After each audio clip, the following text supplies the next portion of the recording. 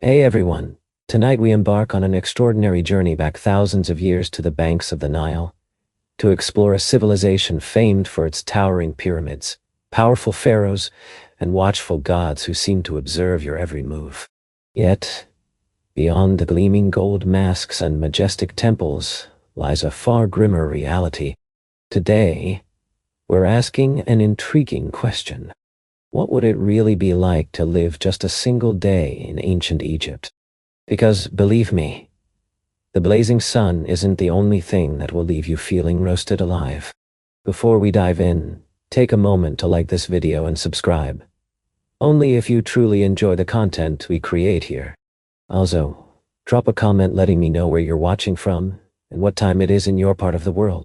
It's always fascinating to see who joins us on this global adventure. Now, dim the lights, maybe turn on a fan for that gentle background hum, and let's slowly ease into tonight's exploration together. Welcome to ancient Egypt, land of pyramids, deities, and merciless ultraviolet rays. Even before your eyes open, the sun's relentless glare is already flooding your reed hut, as if auditioning to be an unforgiving sky god. There are no curtains, no shades, and definitely no air conditioning. Just the raw, unyielding desert heat cooking everything in sight, including you, long before breakfast. You lie on a scratchy straw mat, with a linen sheet that offers more of a suggestion than actual relief. Remember those soothing Nile breezes promised in every travel documentary? Yeah, forget them. They probably vanished around 2800 BCI. By the time you drag yourself outside, the temperature is already flirting with 90 degrees Fahrenheit, roughly 32 degrees Celsius. And it's not even mid-morning yet. But in ancient Egypt, the sun didn't simply shine. It assaulted you. Your linen tunic is next to useless, like wearing tissue paper in a sauna. And forget about sunscreen. There's no aloe vera, no SPF 50. Not even a floppy hat branded with a beach resort logo. The ancient Egyptians did have protective oils, but unless you're wealthy or work in a temple, you won't be getting any of those luxury perks. Your best chance: smearing yourself with mud, or even crocodile dung, which reportedly might prevent you from turning into a human torch. Though it's far from a guarantee. By midday, the stones beneath your feet are hot enough to cook lentils. Shade is a precious commodity. Trees are scarce. Maybe you can find a brief respite behind a mud brick wall, but even that is sweating under the sun's fury. Meanwhile, you look like someone tossed you in a clay oven and forgot to set the timer. And you better not complain. Ra, the sun god, is watching. In ancient Egypt, the sun wasn't just weather. It symbolized divine authority. The hotter the day, the stronger Ra's power felt. So if you're melting away, consider it a spiritual compliment. In short, surviving just one day in ancient Egypt demands constant hydration, profound humility, and an ironclad tolerance for feeling like a roast chicken. And remember, this is only the morning. You finally managed to lift yourself off that scratchy straw mat. The good news: the mighty Nile is just a short walk away. The bad news: you can smell it before you even see it. Yes, the sacred Nile, the ancient lifeblood of Egypt, awaits you, but brace yourself for what lies ahead. Let's dive into ancient Egypt, where the Nile River is more than just water. It's divine. The Egyptians worshipped it as sacred because, honestly, without the Nile, their civilization wouldn't exist. But if you think it's a pristine, sparkling river, think again. The Nile can sometimes smell like a messy breakup between a fish market and a swamp. The riverbanks are swarming with buzzing flies, croaking frogs, and even creepy creatures with legs that probably shouldn't exist. Despite all that, this is where people bathe. There's no soap yet, and even if soap did exist, most couldn't afford it. Instead, they use what's considered the latest in personal hygiene technology for the day. Sand. Yes, sand. Imagine exfoliation. the ancient Egyptian way, rubbing your skin with coarse grains until you feel somewhat clean. It's like nature's off-brand sandpaper. Far from perfect, but it gets the job done. Clothes washing is also done in the Nile, and by washing, they mean thrashing the garments against rocks, all the while hoping a hungry crocodile doesn't mistake their laundry for a snack. To add to the challenge, there's occasional sewage runoff upstream. Remember, the river is a shared resource for people, animals, and even funeral boats. Despite all this, it's still considered clean enough to bathe in. You scrub, rinse, and emerge feeling a little less sticky, but perhaps a bit more cautious about leeches. If you live in Memphis or Thebes, you might be fortunate to use a communal basin or cistern, but for most folks, it's the Nile or nothing. Privacy? Forget it. Bathing is a public affair, with families, neighbors, livestock, and curious ibis birds wandering around your ankles like they pay rent. Water is scooped into jars, carefully balanced on heads, then carried back to mud brick homes before the midday sun turns the clay walls into a blazing oven. This daily ritual is not just practical but spiritual, necessary, and a little bit harrowing. The Nile is sacred. It feeds you, cleans you, and quenches your thirst. But it's also a mix of miracle and biohazard. And it's all you've got. After a bath in the crocodile-infested Nile, a scrub with coarse sand, and your body feeling as dry and wrinkled as a baked fig, it's time for breakfast, the most crucial yet humble meal of the day in ancient Egypt. Don't expect eggs Benedict, fruit bowls, or iced lattes. Breakfast here isn't a culinary delight. It's a tactical operation to refuel. You find a low stool if you have one, or just squat in a corner like everyone else. The centerpiece, bread. Dough. It's dense, coarse, and as chewy as a worn leather sandal. Made from emmer wheat or barley, it's baked in clay ovens, sometimes shared with local rats, so don't be shocked if there's a bit of sand in your bread. Not as a garnish, but as an accidental ingredient picked up from the grinding stones. Think of it as your daily mineral supplement. Then there's beer, but hold your excitement. This isn't a refreshing craft ale. Instead, it's thick, cloudy, lukewarm, more like liquid bread than a drink. Packed with calories and mildly fermented, it's something like a medieval smoothie with the faint taste of sour cereal and a strong hint of survival. Even children sip on this survival drink to start their day. Let's be honest. Drinking brewed beverages in ancient Egypt wasn't about being trendy or edgy. It was about safety. Unlike the Nile water, which was essentially a breeding ground for parasites, brewing your drink boiled away those nasties, making it the lesser evil. If fortune favored you, your meager meal might include a few onions or some dried dates alongside the tough, carbonated loaf of bread you nibbled on. Protein was a rare luxury, only coming into play if someone managed to catch a fish and not devour it raw immediately. As you gnawed on your dense, rock-hard bread and sipped the grainy, foamy beer, flies circled and buzzed around you as if it were an all-you-can-eat banquet. Purely for them, of course. You swat at them with one hand while clutching your cup with the other, trying not to dwell too much on the fact that this mix was likely the best meal you'd have all day. Breakfast in ancient Egypt was never about savoring flavors. It was strictly functional, just enough fuel to get by until another sandy, crumbly brick of bread was handed to you. Bon appétit. You've shoveled down that gritty bread, gulped your chunky beverage, and stolen a little rest. Now, it's time to work.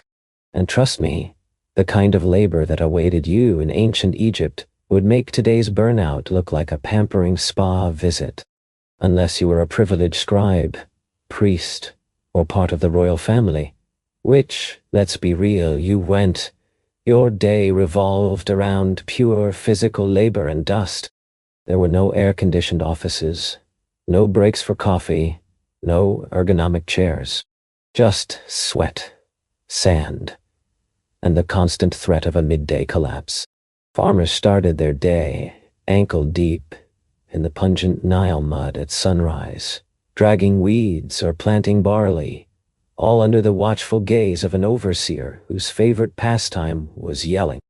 Armed with nothing but wooden plows, crude sickles, and their bare hands, they toiled relentlessly. Aching backs meant the work was actually happening. Laborers faced even harsher conditions, hauling massive multi-ton stones for temple construction beneath a blazing sun, shuffling barefoot up gravel ramps with a silent prayer on their lips. There was no safety net here. Trip, and you risked a broken ankle with nothing but a foreman's indifferent shrug awaiting you. Working on tombs was a grueling ordeal on another plane altogether. Hammering through limestone, chiseling chambers to bury people who would rest far longer than you ever would. Any mistake, especially involving a pharaoh's tomb, might result in a permanent job security measure involving a sealed chamber and a supposed curse. And if you were a woman, there was no escaping the hard grind. Domestic work was physically demanding. Grinding grain, hauling water, weaving linen, caring for children, and still lending a hand in the fields. The only break you got was during a fleeting 7-minute nap when the baby finally slept. Dinner was prepared on the move, sweat wiped away with a worn tunic, because slowing down meant falling behind. Falling behind meant someone else picked up your grain quota, and you took the blame. There was never a clock to punch out. The sun was the ever-watchful supervisor. When it finally sank below the horizon, you'd crawl home, utterly exhausted and caked in dust, yearning for softer sandals and a kinder sun god. Work in ancient Egypt wasn't just grueling. It was relentless, demanding every ounce of your body day after day until you physically gave out, or the overseer decided you weren't worth the effort. And this punishing cycle was just the beginning. Imagine toiling tirelessly under the blazing sun in the fields or quarries of ancient Egypt. At times you might feel tempted to grumble quietly. Just a little complaint like "this job stinks," or "why am I doing this again?" But hold that thought. Because in ancient Egypt, complaining wasn't just seen as rude. It could be downright treasonous. Why? Because your boss wasn't just any leader. He was a living god. The pharaoh wasn't simply a man born to power or elected by chance.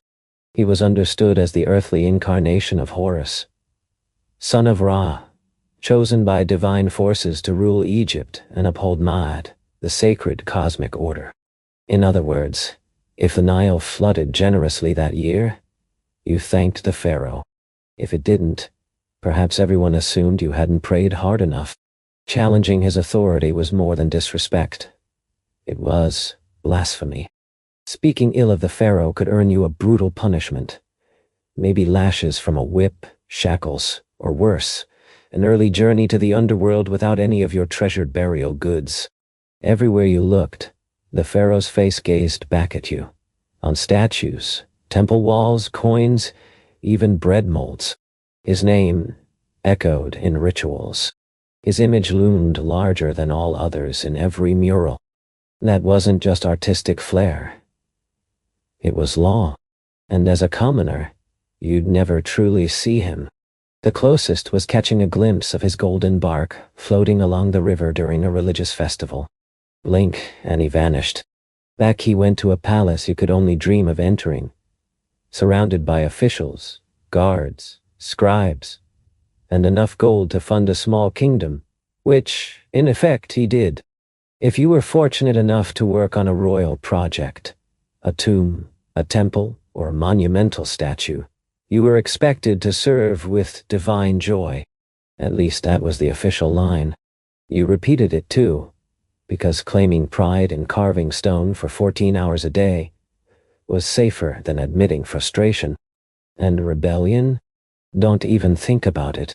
Pharaohs crushed uprisings faster than you could announce the new dynasty. Want an example? Just ask the last village that dared to withhold their taxes. Oh, you can't, because it no longer exists. So, yes, the pharaoh was divine, and you were just lucky to sweat in his name. Now get back to work.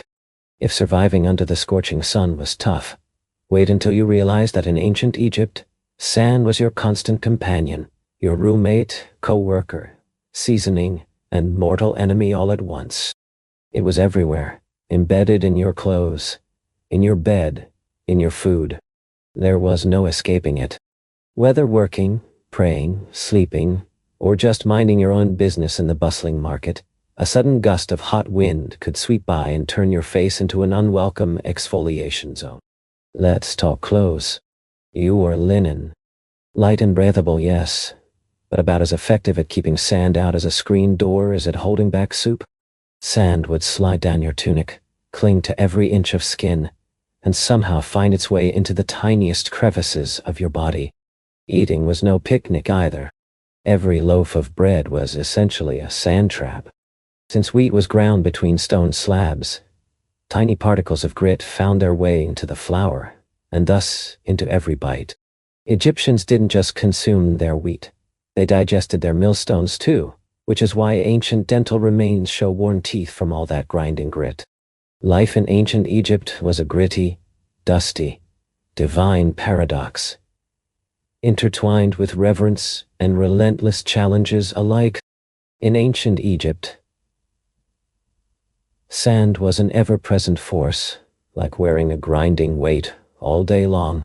Picture yourself munching on breakfast while your teeth wear down bit by bit, polished flat like smooth river stones. And if you thought your home was a refuge from the sand, think again. Your mud brick house is riddled with gaps, cracks, and windows without glass. These openings turn into perfect channels for wind-blown sand to invade every corner. Your floors look covered in a gritty layer.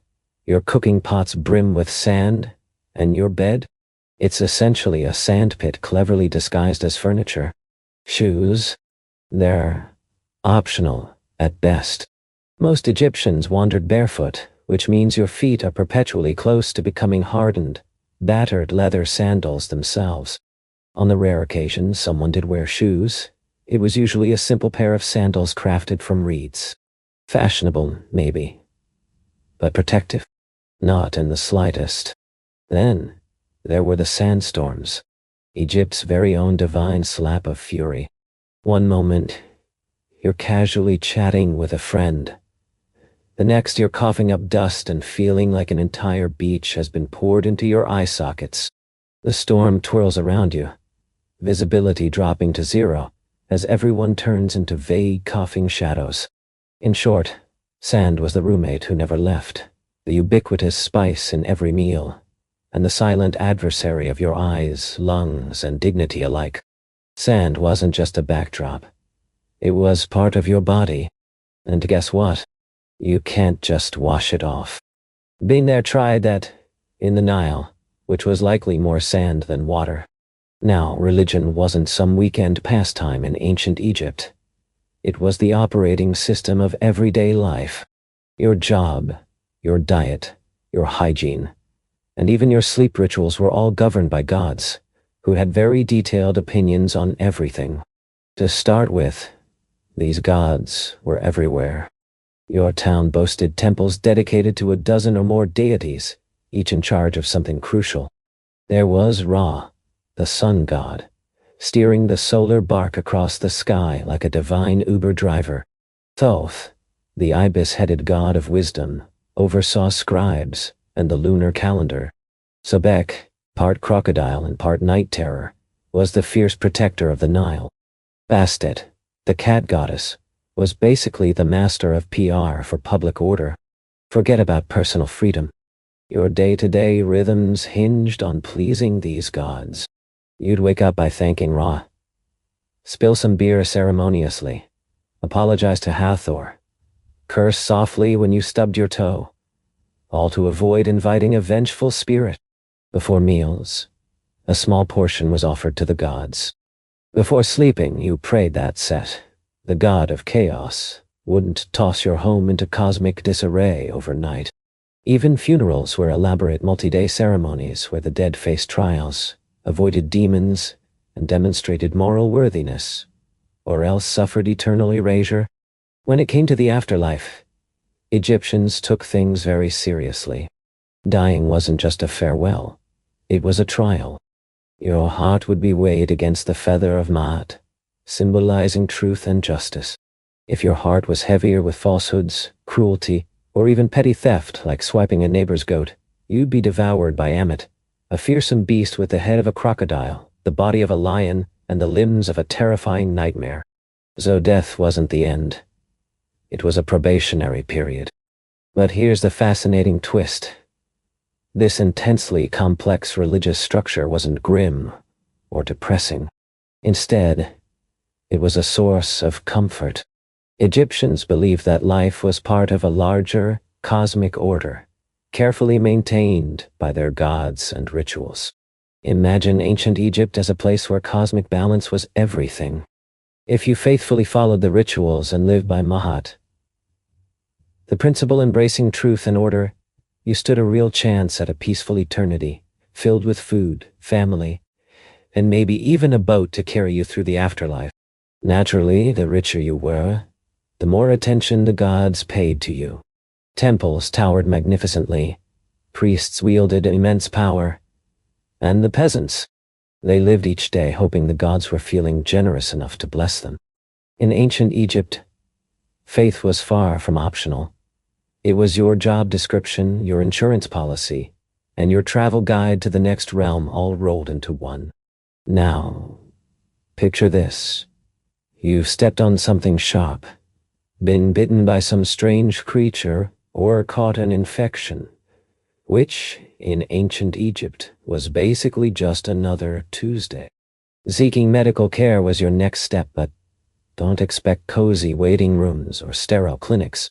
Healing was a blend of spells, herbal remedies, and sheer optimism. First, you'd visit a doctor who, to be fair, were some of the most advanced healers of their time. They had surgical instruments, medical texts, and a surprisingly good understanding of human anatomy. But here's the twist. Science in ancient Egypt was inseparable from magic. For a wound, you might get a pus ointment made from honey, moldy bread, and crushed herbs. Surprisingly, honey has antibacterial properties, and mold contains early forms of penicillin, so this actually helped. Yet before applying the remedy, the healer would chant protective spells to guard against any malevolent spirits or angry deities causing your pain. Suffering from a headache? Prepare for crushed onions rubbed into your scalp, accompanied by hymn recitations addressing your ailment. Feeling chest discomfort? The cure might be cow dung mixed with dates, smothered on to see what happens. Got an eye infection? A paste made of lizard blood, ochre, and beer, paired with a prayer to Horus, would be the remedy. Surgery was occasionally performed. Abscesses drained, bones set, wounds sewn up with linen thread. But forget anesthesia. The experience involved a sharp knife and a trusted friend holding you down while you screamed into a mud brick pillow. As for dentistry, it wasn't great. Remember all that gritty sand sneaking into your bread? That wore down your teeth by your 20s. If one got infected, you had 3 choices. Live with the pain, succumb to it, or have the tooth pulled using rough pliers crafted by a blacksmith with questionable standards. Amulets played a crucial role too. Whether you were giving birth, enduring stitches, or simply sneezing, a good doctor-priest would tie a charm around your neck. This was just in case your true problem was an invisible serpent spirit coiled around your spleen.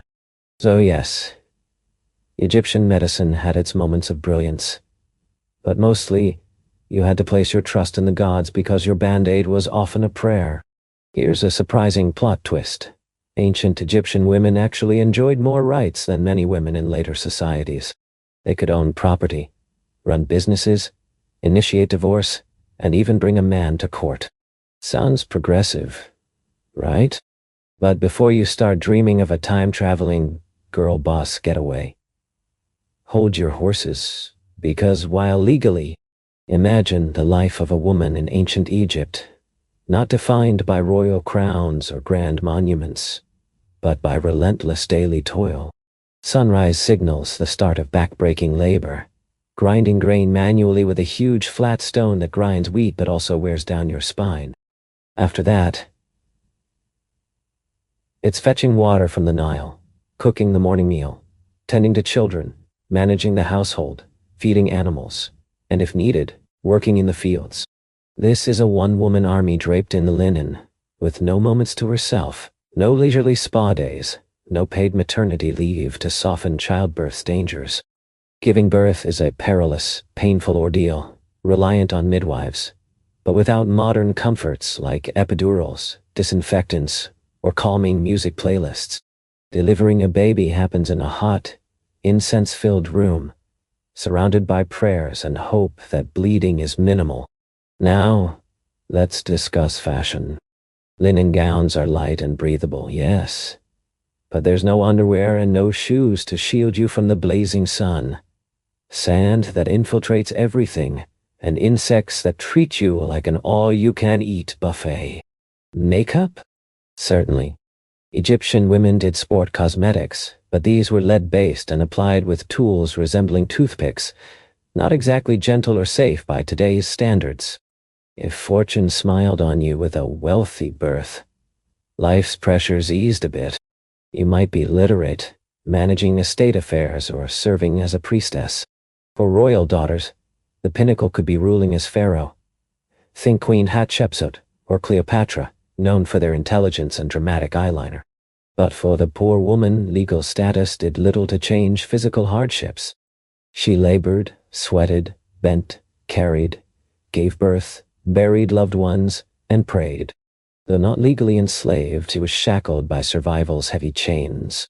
Even so, Egyptian women held a rare and significant agency for the era.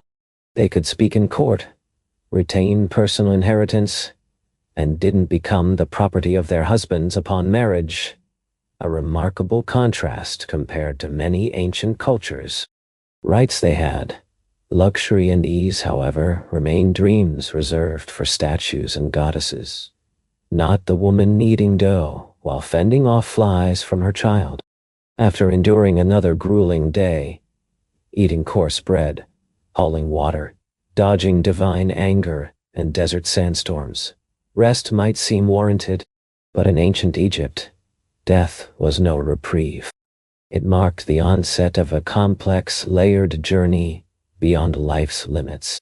Upon death, a soul faced the Hall of Ma'at, where 42 gods gathered as judges. Here, he recited a declaration of innocence, the earliest known form of a legal deposition, proclaiming things like, "I did not steal, I did not lie, I did not covet my neighbor's donkey," all while hoping these divine beings accepted your words. Next came the heart test. Your heart, the believed seat of the soul, was weighed against the feather of Ma'at, symbolizing truth, justice, and balance. If your heart outweighed the feather, your deeds were deemed wicked, and the terrifying creature Ammit, part lion, part crocodile, awaited to devour it, condemning your soul to oblivion. So, life for an ancient Egyptian woman was a relentless challenge from dawn until after death, a testament to endurance amid hardship, with moments of power and profound spiritual belief woven throughout. Imagine a creature that doesn't just arrest you or condemn you. It consumes your very soul, erasing it for eternity. No afterlife, no chance to come back, just eternal nothingness. In a culture where eternity is everything, this is the ultimate terror. And it gets even worse. Your fate can be sealed not only by what you do, but even by what you say.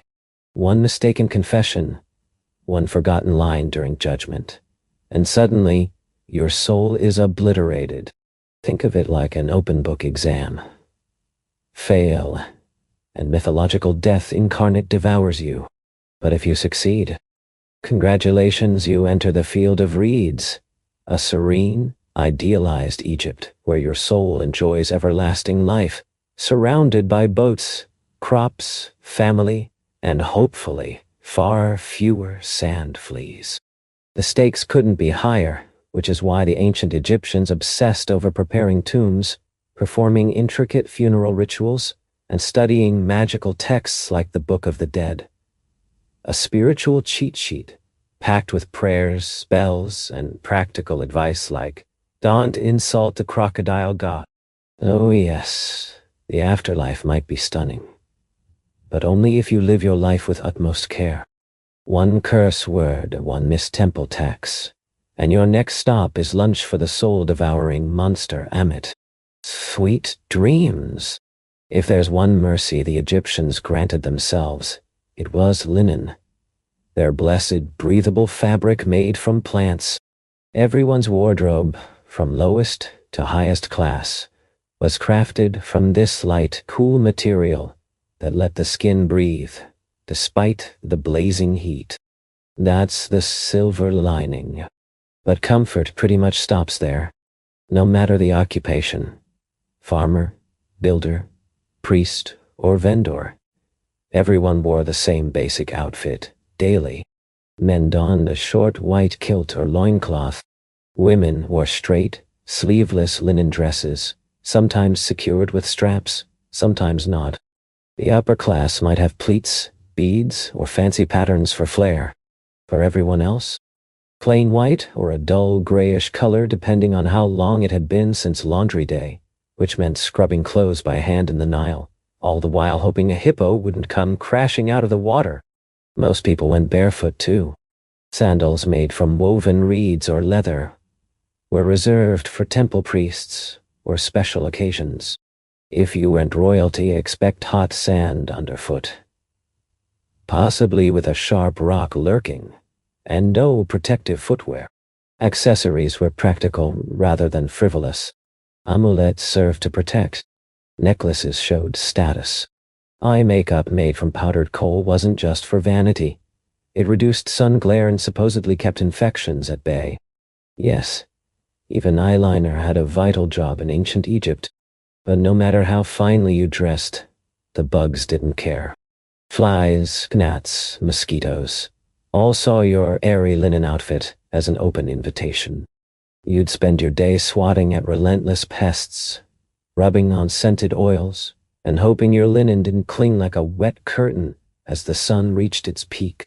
And since Egypt essentially had no real seasons, just hot and hotter, your linen wardrobe stayed pretty much the same all year long.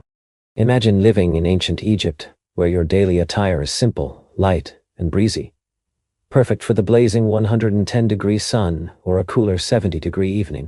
Egyptian clothing was designed to be both elegant and comfortable, far more suited to the climate than anything the Romans would later wear. However, don't mistake those airy garments for ease of life. Despite the floating tunics, survival meant enduring relentless labor, scorching heat, swirling sands, and relentless insects determined to invade your personal space. Each day is a challenge. Hauling bricks under the sun, dodging sudden sandstorms, and hoping that your fine linen outfit doesn't wear out while you toil. Life in ancient Egypt was harsh, and surviving another day was no small feat. Yet, even with such toughness, most people didn't live past 35 years old. The harsh realities of mortality were evident. If you managed to survive the perilous childhood, which was a feat in itself given the sky-high infant mortality rates, you were quickly thrust into adulthood by the age of 13. Early marriage, work, and raising children were necessary because time was always against you. The causes of death were numerous: heat stroke, infected wounds, complications from childbirth, crocodile attacks, deadly scorpion stings, or even consuming spoiled bread. Medical options were rudimentary. There were no antibiotics to count on. If a fever struck, the best cure involved honey, herbs, and fervent prayers, hoping the gods favored your survival. What's fascinating is how Egyptians viewed death, not with fear, but with profound preparation. In fact, their planning for the afterlife rivals modern retirement strategies. If you were wealthy, you invested in a tomb akin to a luxurious eternal residence. You collected grave goods, Jewelry, food offerings, perfumes, statues, and even small servant figurines called shabaptis, which were believed to perform chores for you in the afterlife.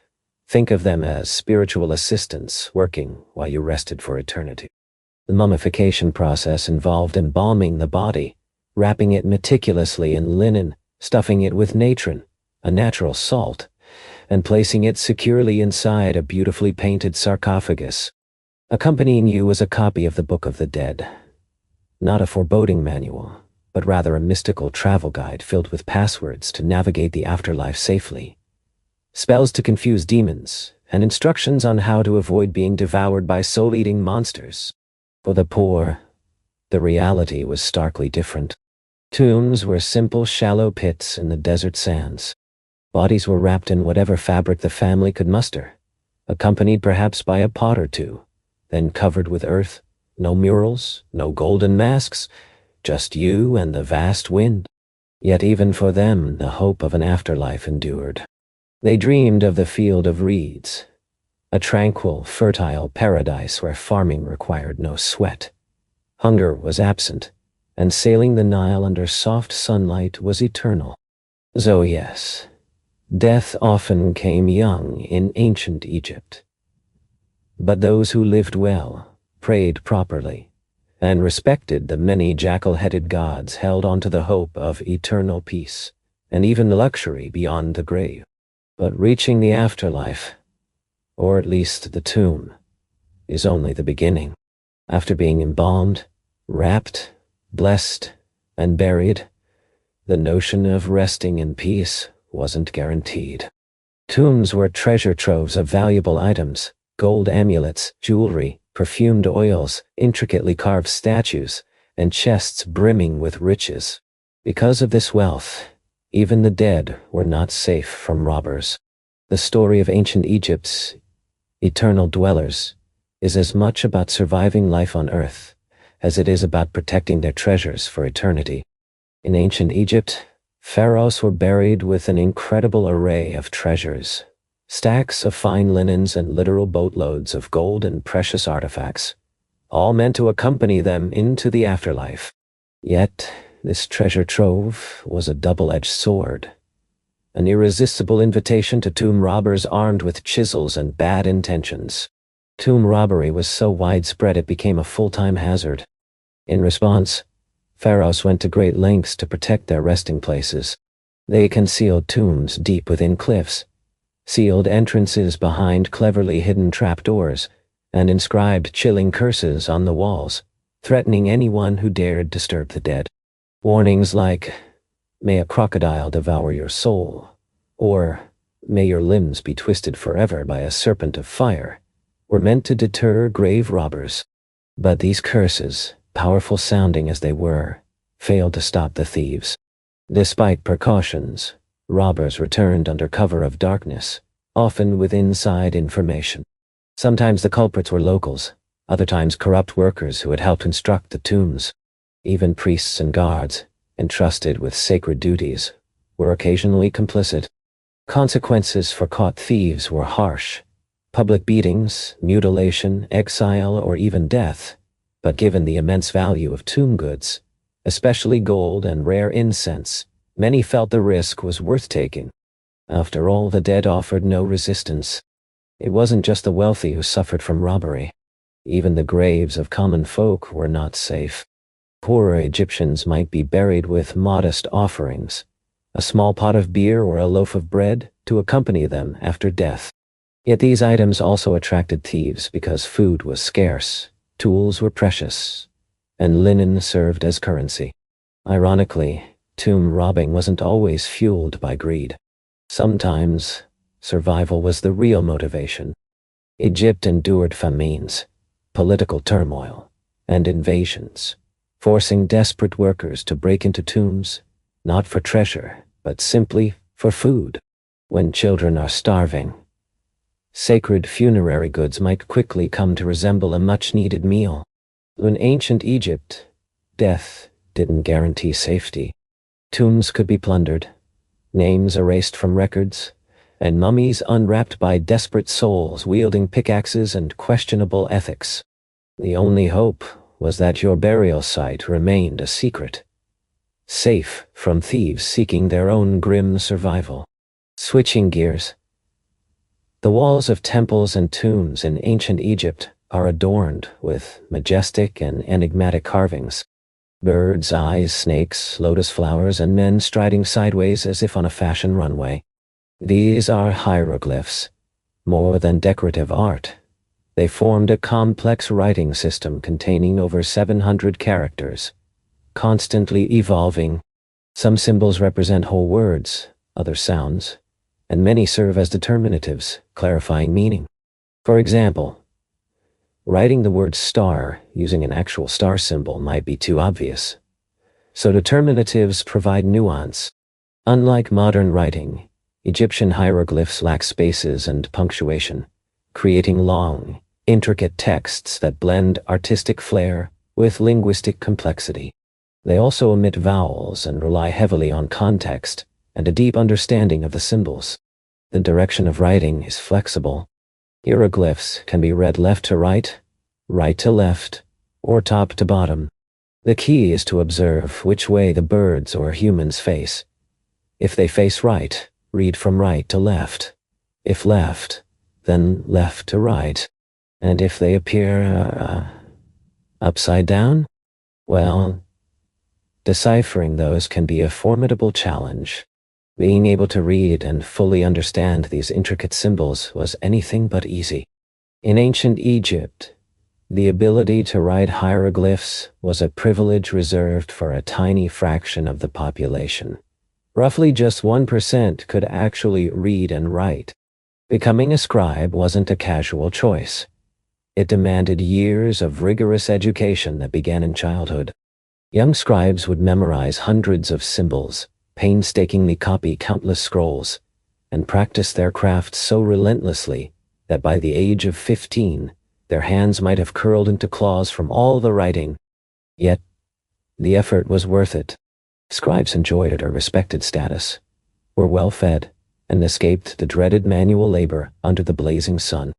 Their daily tasks ranged from drafting tax records and court documents to composing letters and religious texts. These scribes were indispensable pillars of society, wielding influence quietly behind the scenes. For the vast majority, writing was shrouded in magic and mystery. Hieroglyphs weren't just symbols. They were believed to hold sacred power. To write someone's name was to preserve their very soul. To erase it meant utterly destroying their spiritual essence. In other words, spelling was literally a matter of life and death. So, while hieroglyphs might seem like ancient emojis at first glance, they were far more complex, a linguistic Rubik's Cube wrapped in layers of mythology, mathematics, and enigma. They were undeniably beautiful but incredibly difficult to master. After exploring the heat, hunger, endless sand, superstition, and back-breaking labor that defined ancient Egyptian life across 14 chapters, it's time to ask, could you survive a single day in that world? Honestly, probably not. It's easy to romanticize ancient Egypt, the golden tombs glittering under the sun, the air scented faintly with lotus flowers, elegant hieroglyphs dancing on temple walls, gods portrayed with animal heads, and a deep cultural obsession with order and beauty. However, behind those iconic monuments and breathtaking art lay harsh realities that affected everyone except the elite. The average Egyptian's day began on a dirt floor surrounded by swarms of flies, with the grim knowledge that no work meant no food. Barefoot, they walked over blistering sand, hauled water from the Nile, cooked meals over open fires, and crowded into homes teeming with bugs, smoke, and livestock. Daily worries included disease, divine punishment, and the very real threat of snakes seeking shelter in their bedding. There was no toothpaste to freshen breath, no medicine to heal wounds, no retirement plan to look forward to. Perhaps the greatest luxury was owning 2 sets of linen clothes. Egyptians served a god-king, who could confiscate their land on a whim, endured a climate that seared their skin by midday, and followed a religion that demanded passing a divine test after death, access to an ideal afterlife. Consider anything they lacked. No antibiotics, no sunscreen, no privacy, no plumbing, no painkillers, and no easy escape from their fate. Social mobility was non-existent. Your class at birth dictated your entire life path, with no chance to reinvent yourself. You were either a scribe, farmer, laborer, mother, servant, or dead. Yet, despite these brutal conditions, the ancient Egyptians were far from miserable. They harbored deep faith in their gods and found great meaning in their purpose and the natural beauty around them. Music, dance, food, family, and lively festivals brought joy and community spirit. They laughed, painted, and dreamt boldly of eternity. Their visions were so clear and powerful that they built stone monuments enduring thousands of years.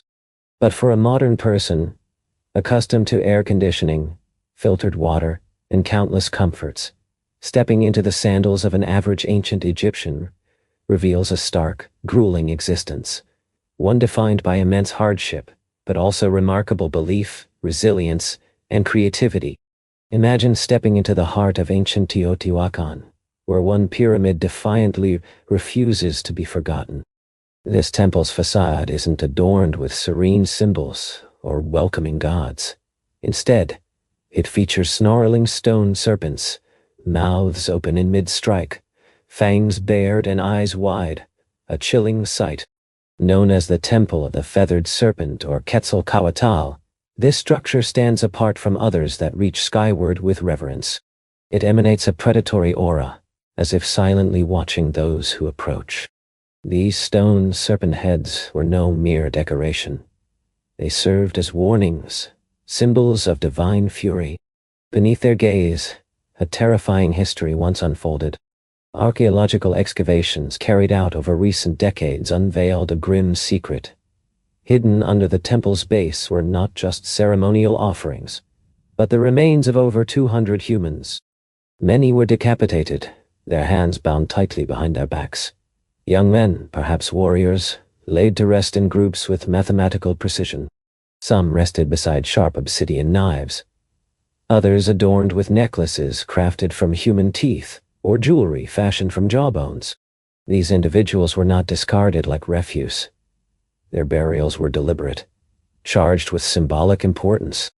Clearly, this was no ordinary grave, but a chilling message. A sacred tribute sealed in blood and stone. What kind of belief system demanded such horrific sacrifices? Who ordered so many lives to be taken simultaneously? The Temple of the Feathered Serpent was more than a religious site. It was a stage where rulers fused cosmology, warfare, and fear to govern a city of upwards of 100,000 souls. This ritual bloodletting was possibly the price essential to keep the balance of the cosmos. As you stand before this temple today, gazing at those commanding stone serpent heads, you're witnessing the legacy of a civilization convinced that the gods required blood and that they had the solemn right or duty to spill it. But who were these people? Who wielded such violent power and then vanished, lost to history? The answer lies buried deep in the mysteries of Teotihuacan. Long before the mighty Aztec Empire rose, and before the Maya etched their intricate cosmic calendar into stone, there existed a city unlike any other in the ancient Americas, Teotihuacan, named by the later Aztecs as the place where gods were born. This metropolis once stretched along the majestic avenue of the dead, framed by pyramids that seemed to scrape the sky. Around 100 to 250 CE, Teotihuacan boasted a sprawling population exceeding 100,000 inhabitants, a testament to its profound significance and enduring legacy. Imagine a sprawling metropolis bustling with over 100,000 inhabitants, making it one of the grandest cities on the planet during its era, rivaling the likes of ancient Rome, Alexandria, and Chang'an in sheer size and influence. This was a city that was not just built, but meticulously planned. Expansive boulevards, perfectly graded streets, apartment compounds designed to house extended families, and multi-story structures sculpted from durable volcanic stone. At the very heart of this urban marvel rose three monumental pyramids: the Pyramid of the Moon, the Pyramid of the Sun, and the Temple of the Feathered Serpent. But what truly sets Teotihuacan apart is a compelling mystery. To this day, we have no clear record of who built it. That's right. Despite extensive exploration, historians and archaeologists remain in the dark about the identity of these ancient architects. We don't know the name of their civilization, themselves, or even what they called their city. There are no written texts, no scripts inscribed on stone, no royal names etched into monuments. Instead, Teotihuacan appears to have been governed not by a single ruler, but possibly by a council, a theocratic system, or some unknown form of leadership that defies our traditional notions of ancient hierarchies. Despite this veil of anonymity, the city's influence was vast and unmistakable. Archaeological evidence of Teotihuacan's power stretches hundreds of miles away, from the Maya cities of Tikal and Copan in the south, to the Zapotec capital of Monte Alban in the west. Artifacts like obsidian blades, distinctive ceramic styles, colorful murals, and even political involvement have been uncovered, suggesting an intricate web of cultural and political ties. In one notable instance, emissaries from Teotihuacan may have played a crucial role in toppling a local Maya king to install a new ruler sympathetic to Teotihuacan's agenda. Teotihuacan's agenda. But how did a city, unknown for written language, maintain such an expansive and far-reaching network of influence across Mesoamerica? The answer might lie in their unique fusion of cosmic ideology and statecraft.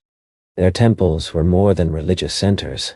They were instruments of control strategically aligned with celestial events.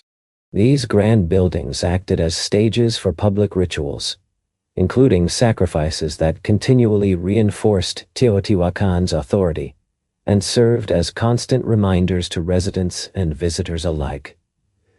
This was no ordinary city. Teotihuacan was the axis of the world, an epicenter where time, destiny, and the cycle of life and death were harmonized and orchestrated.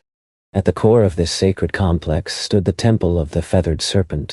To grasp its significance, we must delve into the deity it honored, the Feathered Serpent, known later to the Aztecs as Quetzalcoatl and to the Maya as Kukulkan. This figure is one of the most enigmatic and powerful gods in all of Mesoamerican mythology. Remarkably, centuries before the Aztecs claimed him, the Feathered Serpent was already revered in Teotihuacan as possibly the supreme divine force. But here lies a curious paradox. What kind of god embodies both a serpent and a bird? Consider this more closely. Serpents move through the underworld, shedding their skin in a perpetual cycle of death, rebirth, and transformation.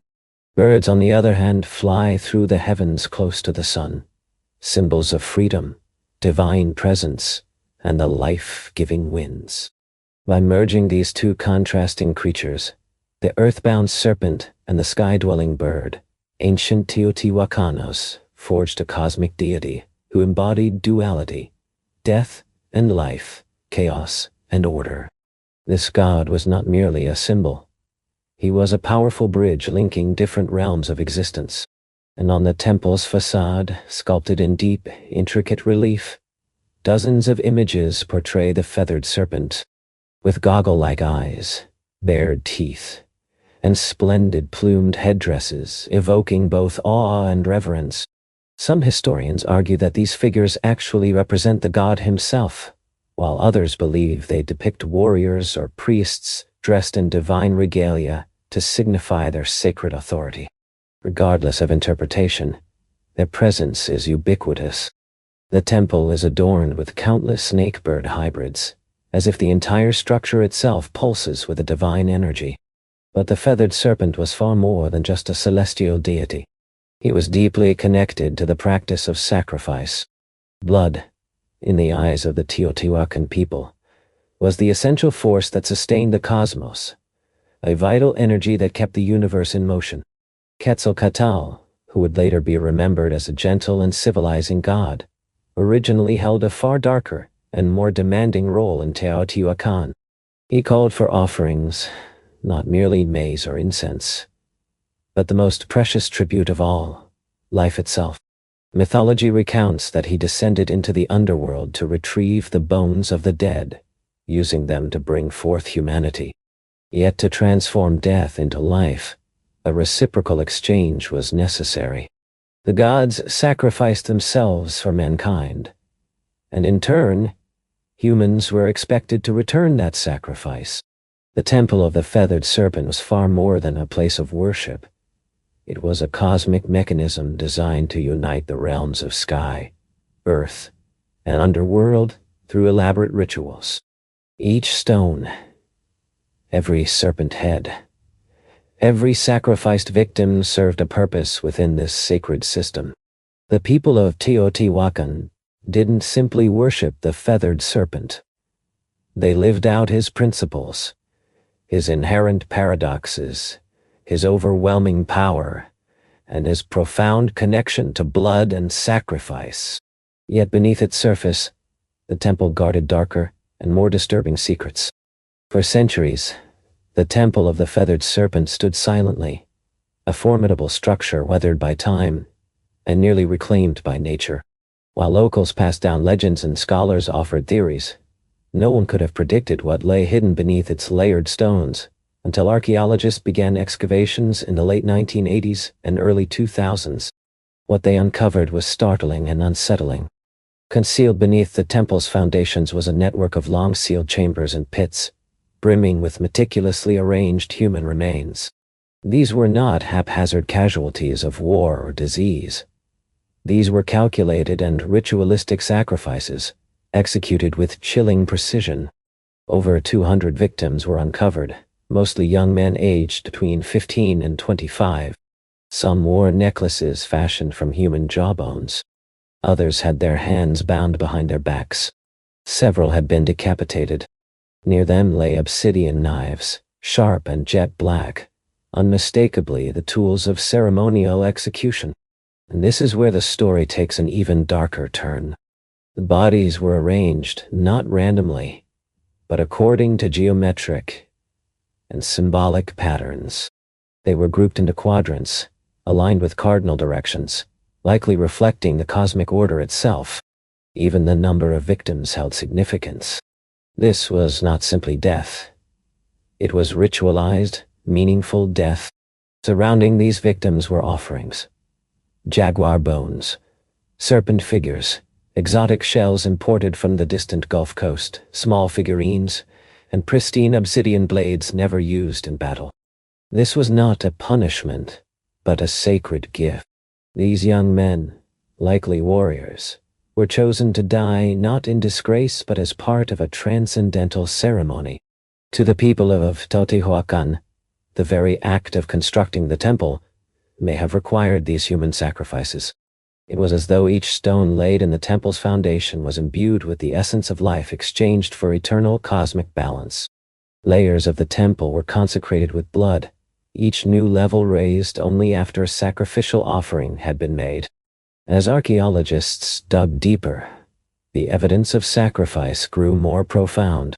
In one chamber they found elaborate tunnels filled with pools of mercury and mica, materials deeply associated with the underworld. The floor shimmered, reflecting light like a watery surface. Was this a symbolic passage representing the land of the dead? Or perhaps a mirror of the night sky itself? The more the temple was excavated, the clearer it became that it wasn't simply built over death. It was designed to hold it within. The blood stains on the stone were no accident. The stone was crafted deliberately to bear the mark of sacrifice, all as an offering to the gods. Take a closer look at the Temple of the Feathered Serpent, and you'll notice something unusual, even unsettling. It doesn't just arise randomly on the landscape. It aligns precisely with the cosmos. Teotihuacan was no haphazard city. It was meticulously laid out along exact cosmic axes. The central avenue, known as the Avenue of the Dead, runs at a 15-degree angle away from true north. This wasn't a mistake, but a conscious architectural choice, perhaps to match the setting of the Pleiades star cluster or the sun during specific ritual dates. The Temple of the Feathered Serpent sits directly along this avenue, locking itself into an immense celestial blueprint. But why align with the stars? What cosmic forces were the builders trying to connect with? For decades, archaeologists and archaeoastronomers have debated this. Some propose the temple aligns with the equinox sunrise. Others argue for a connection to Venus, the planet so sacred to Mesoamerican cultures, often linked to war, sacrifice, and the cycle of rebirth. Venus rising and setting signaled important moments. Wars would be declared, offerings made, and temples lit with ritual fire to mark the occasion. Even the temple's architecture reveals a profound intentionality. The number 7, mirroring the number of visible planets in ancient times, repeats across its stepped platforms. There is symmetry and rhythm that reflect a deep understanding of earthly mathematics and celestial cycles. Beneath the temple's surface, further mysteries emerged. In 23, archaeologists uncovered a tunnel carved deliberately below the structure. Far from a crude passage, this subterranean chamber featured walls once coated in powdered pyrite, a glittering mineral that would have cast star-like reflections. Alongside mercury pools and mica-lined walls, the tunnel was designed to replicate the cosmos itself. Walking through it would be like journeying through the Milky Way, a symbolic voyage to the underworld, or maybe to rebirth. This suggests the temple was more than a site of sacrifice. It functioned as a cosmic machine, a portal bridging earth, sky, and spirit. Some scholars believe the people of Teotihuacan viewed time as circular rather than linear. Every ritual, every building phase, every sacrifice wasn't a singular moment but part of an eternal cycle. Death feeding renewal, sacrifice fueling rebirth.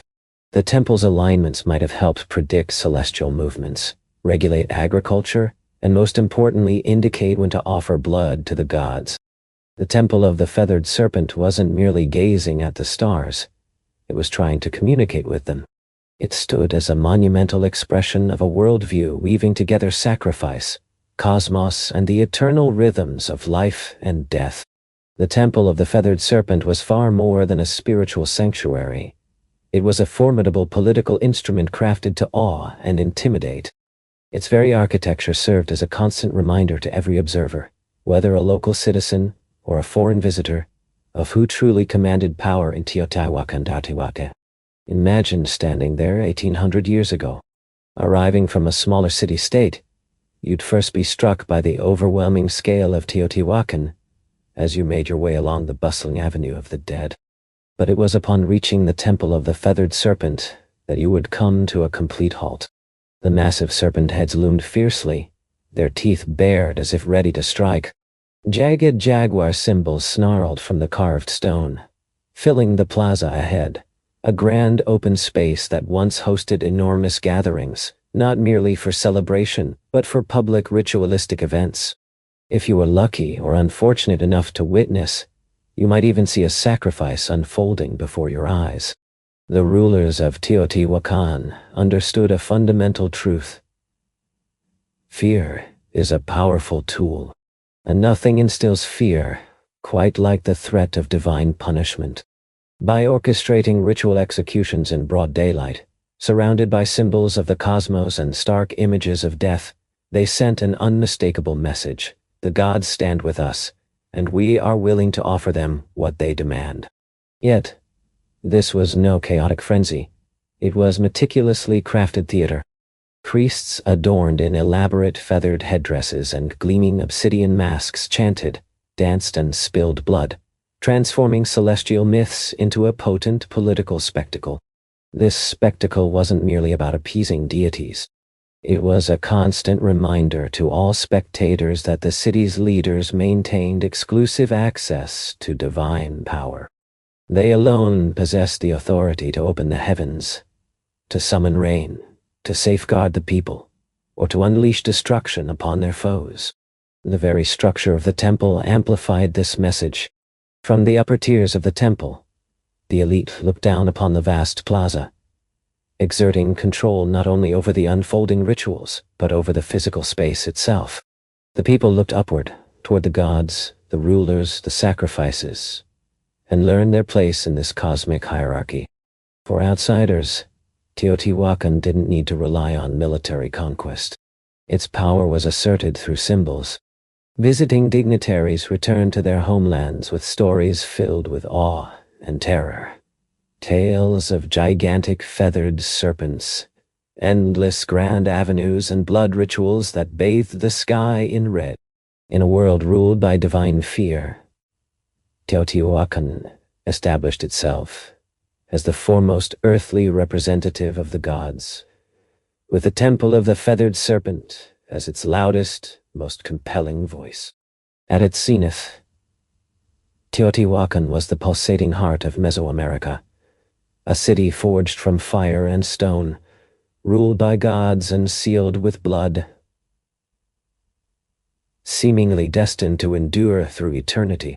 Yet, around 550 CE, this mighty city began to unravel.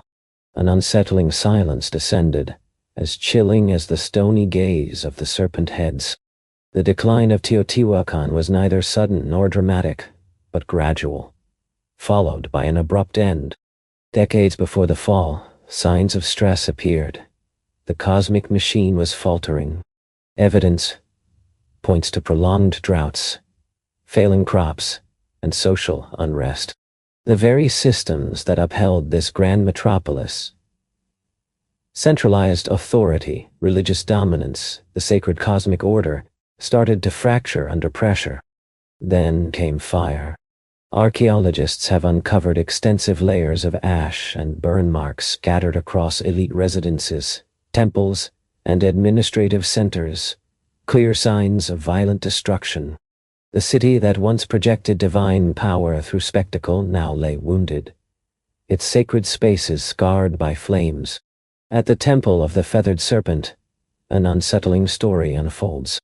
Unlike a city devastated by external enemies, the destruction was selective, targeted, focused primarily on the monumental religious center, while the lower-class residential districts remained mostly untouched.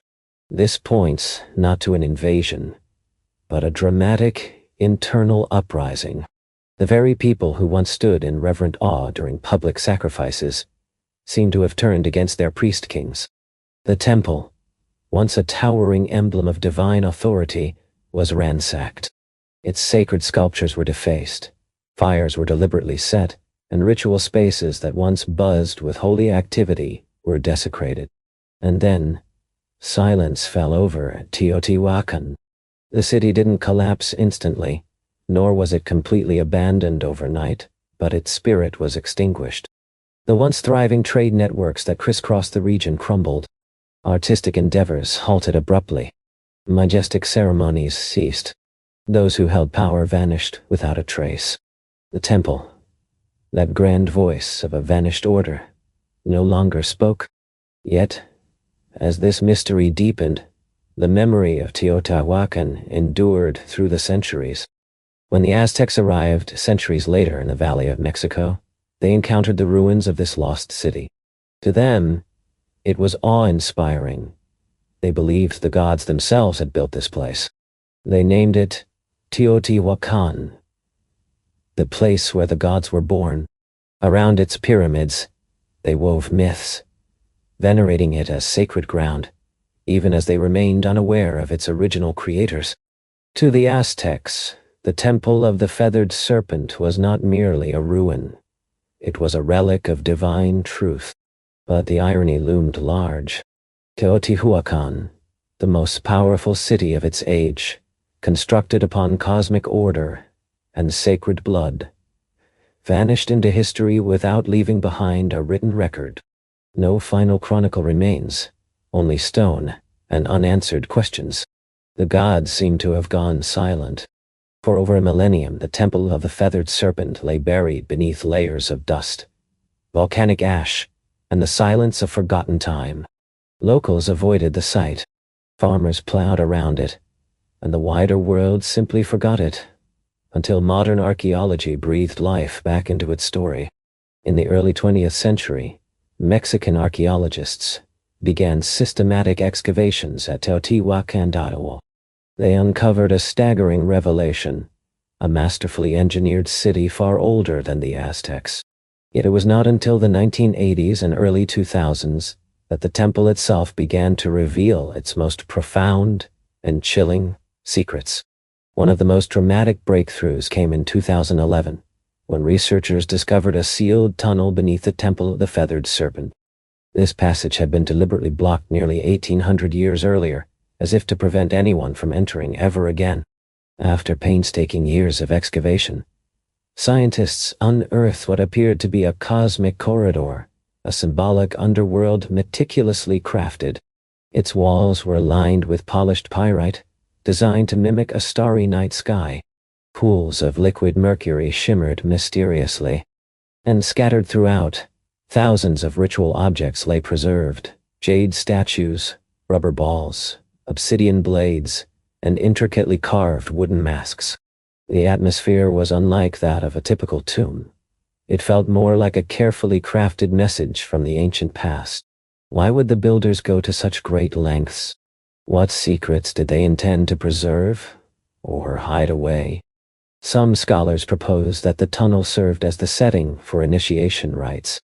Others believe it symbolized creation itself, a mythological womb where gods were born, kings were made, and the sacred cosmic order was brokered between humans and the universe. The mercury, once dismissed as mere toxic liquid, may have held symbolic significance as well, embodying water. The fluid veil that stretches between worlds flows through this story. Among the countless shimmering fragments uncovered by archaeologists, one persistent whisper endures. The Feathered Serpent has never simply faded into myth. It remains alive in murals, carvings, and the very geometry of the temple. This serpent did not vanish. Rather, it coiled deep within the city's bones, waiting patiently for rediscovery.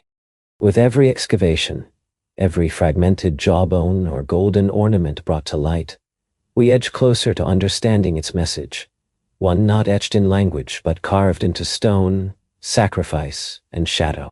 Today, modern science equips us with X-rays, drones, and ground-penetrating radar, yet even with these sophisticated tools, one undeniable truth holds firm: the temple still harbors secrets. The Temple of the Feathered Serpent stands not only as a haunting monument to a long-lost civilization, but also as a testament to a worldview that fused power, the cosmos, and death into an unbreakable system. Tourists snap vibrant photos, and children dash past the stone serpent heads without realizing that beneath their feet lies the soil soaked with 1,000 untold stories and over 200 recorded human sacrifices. The temple endures. Its legacy transcends architecture alone. It is a legacy that pulses through psychology, spirituality, and culture. The Feathered Serpent, a god embodying the paradox of sky and earth, continued to evolve with time. Adopted by the Toltecs, it was then reborn by the Aztecs as Quetzalcoatl, whose myth softened into a gentler narrative, a bringer of knowledge, a god who wept for humanity, a figure who promised to return. This reimagining shows how myths refuse to vanish. They transform. Even in present-day Mexico, echoes of the Feathered Serpent resonate within art, murals, literature, and the national identity. The temple's image graces coins, stamps, and government buildings, standing as a symbol of mystery, the brilliance of pre-Columbian culture, and the untamed spiritual energy that once coursed through Mesoamerica. Yet, there is another, less visible legacy, one more unsettling. The Temple of the Feathered Serpent compels us to confront the cost of belief. It poses profound questions. How far will humans go to connect with the divine? What unfolds when power and religion become indistinguishable? Is it possible for beauty and terror to coexist? In many respects, this temple is not simply a historical landmark. It functions as a mirror reflecting our deepest selves. It embodies humanity's fascination with life after death, our relentless hunger for meaning, and our capacity to erect monuments of breathtaking beauty stained by sacrifice. The temple teaches us that greatness carries shadows, that civilizations can ascend to unimaginable heights while burying their secrets beneath stones. Perhaps this is why we keep returning, not simply to see, but to understand. Deep within, we sense that the serpent still watches, not to attack, but to remind us of who we once were, and who we might yet become. Before language shaped our communication, before writing was even discovered, before speech took form, early human spoken rhythm some tens of thousands of years ago, this beginning ripples through time, reaching us still. Imagine a sound born from intention and purpose, a sound that is neither speech nor melody, but pure rhythm. Picture a hand striking hollow bark, a stick tapping stone, a foot stomping the earth in a steady, deliberate beat. From this ancient repetition, something truly magical emerged. The first drumbeat. This early rhythm carried no name like music or language, yet it spoke volumes. It was communication, movement, emotion, all taking shape in sound. Anthropologists have uncovered evidence of primitive percussion instruments that date back over 30,000 years, fashioned from the raw materials around them, tree trunks, hollowed-out gourds, stretched animal hides. These simple creations, lacking the refinement of modern instruments, were far from mere playthings. They had a profound purpose: to warn, to summon, to forge connection. Picture a tribe dispersed within a vast, dense forest. One distant drumbeat ripples through the trees, alerting all to danger, heralding a celebration, or signaling that the gods are listening. The earliest drums were extensions of the human body itself, an external heartbeat that vibrated across valleys. Drumming was not a performance to sit back and watch. It was a collective act, a shared participation, gathered around fires, beneath starry skies, inside echoing caves where sound filled the very air. These primitive rhythms became a language of feeling, expressing joy, sorrow, warning, and hope, not through words or symbols, but through patterned sound. Long before the invention of flutes or string instruments, the drum was alive, anchoring humans in time, lending shape to rituals, and creating bonds among community members. It became humanity's first musical instrument and quite possibly our earliest form of collective identity. Across the globe, wherever humans settled, they crafted something to strike, to beat, to mark the passing moment. Because even without spoken language, rhythm was universal. That rhythm was essential. In the cradle of early human civilization, drums were sacred voices. Every tribe, every culture, developed unique rhythms, yet their purposes shared profound commonality: to commune with the unseen world. In Africa, home to some of the oldest known drums, rhythm intertwined deeply with life, death, and ancestry. The gam, carved from a single tree and stretched with goat skin, was believed to hold three spirits: that of the tree it came from, the animal whose skin gave it voice, and the craftsman who crafted it. Played in circles, the gam was more than accompaniment to ritual. It embodied the ritual itself. Then there were the talking drums of West Africa, capable of mimicking human speech through varying pitch and tone. These remarkable drums carried messages for miles, relaying news, warnings, births and deaths, from village to village. Long before the telephone existed, humans were transmitting important news across landscapes using rhythmic language. Across vast oceans, Native American tribes revered the drum as a living entity. It was the heartbeat of ceremonies, the pulse connecting people to the spirit world. These drums were not mere instruments. They were sacred companions, integral to the fabric of life and belief. Through their rhythms, communities found unity, identity, and a voice reaching beyond the scene into the realm of spirit. Across the globe, a drum has echoed as the heartbeat of Mother Earth, intricately woven into ceremonies honoring ancestors, invoking healing and guiding the souls of the departed. In Native American powwows, a large drum, played by a circle of drummers, became more than music. It was a spiritual force uniting community, nature, and spirit through a shared, steady pulse. Similarly, Aboriginal Australians used the crisp sounds of clapsticks alongside percussive stomps to traverse Dreamtime, a sacred mythic era of creation. In the frigid Arctic, Inuit shamans employed frame drums to surge into trance states, seeking visions or making contact with spirits during the long, dark winter months. These acts were not mere performances. They were vital for survival, for healing, for storytelling, for forging unbreakable bonds. Drumming was remembrance. Drumming was belonging. Always, it was a communal act.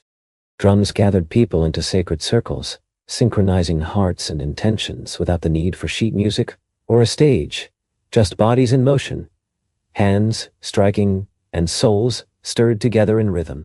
No matter where you stood on earth, the distant sound of a drum signified something profoundly sacred, something beyond the reach of words alone. From these sacred circles to perilous battlefields, the drum is spoken, sometimes with comforting warmth, other times with commanding authority. As human societies advanced into structured kingdoms and empires, the drum evolved into an instrument of power, order, and even fear. Before radios or megaphones, armies relied on drums for communication. In ancient China, enormous drums known as bo were struck to coordinate soldiers over vast distances, their booming sounds directing charges, retreats, or flanking maneuvers. These rhythms were not random noise. They were complex codes understood amidst battle's chaos. Mesopotamian temple drums announced rulers and rallied the public alike. But during warfare, their thunderous beats reverberated through city walls, unsettling enemies with psychological force. The Romans carried the timpanum, a frame drum used in processions and cult ceremonies, such as those of the goddess Cybele, symbolizing empire, discipline, and order, though it was not primarily a battlefield instrument. Yet no military may wield drums as impressively as the Ottomans. Their meter bands, the earliest known military orchestras, unleashed a formidable ensemble of drums, horns, and cymbals before battles. The ceaseless pounding of the kudum, giant kettle drums, and the davul, double-headed bass drums, struck deep terror into opposing forces.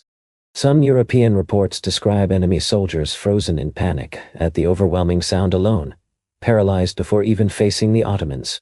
Drums enforced authority well beyond the battlefield.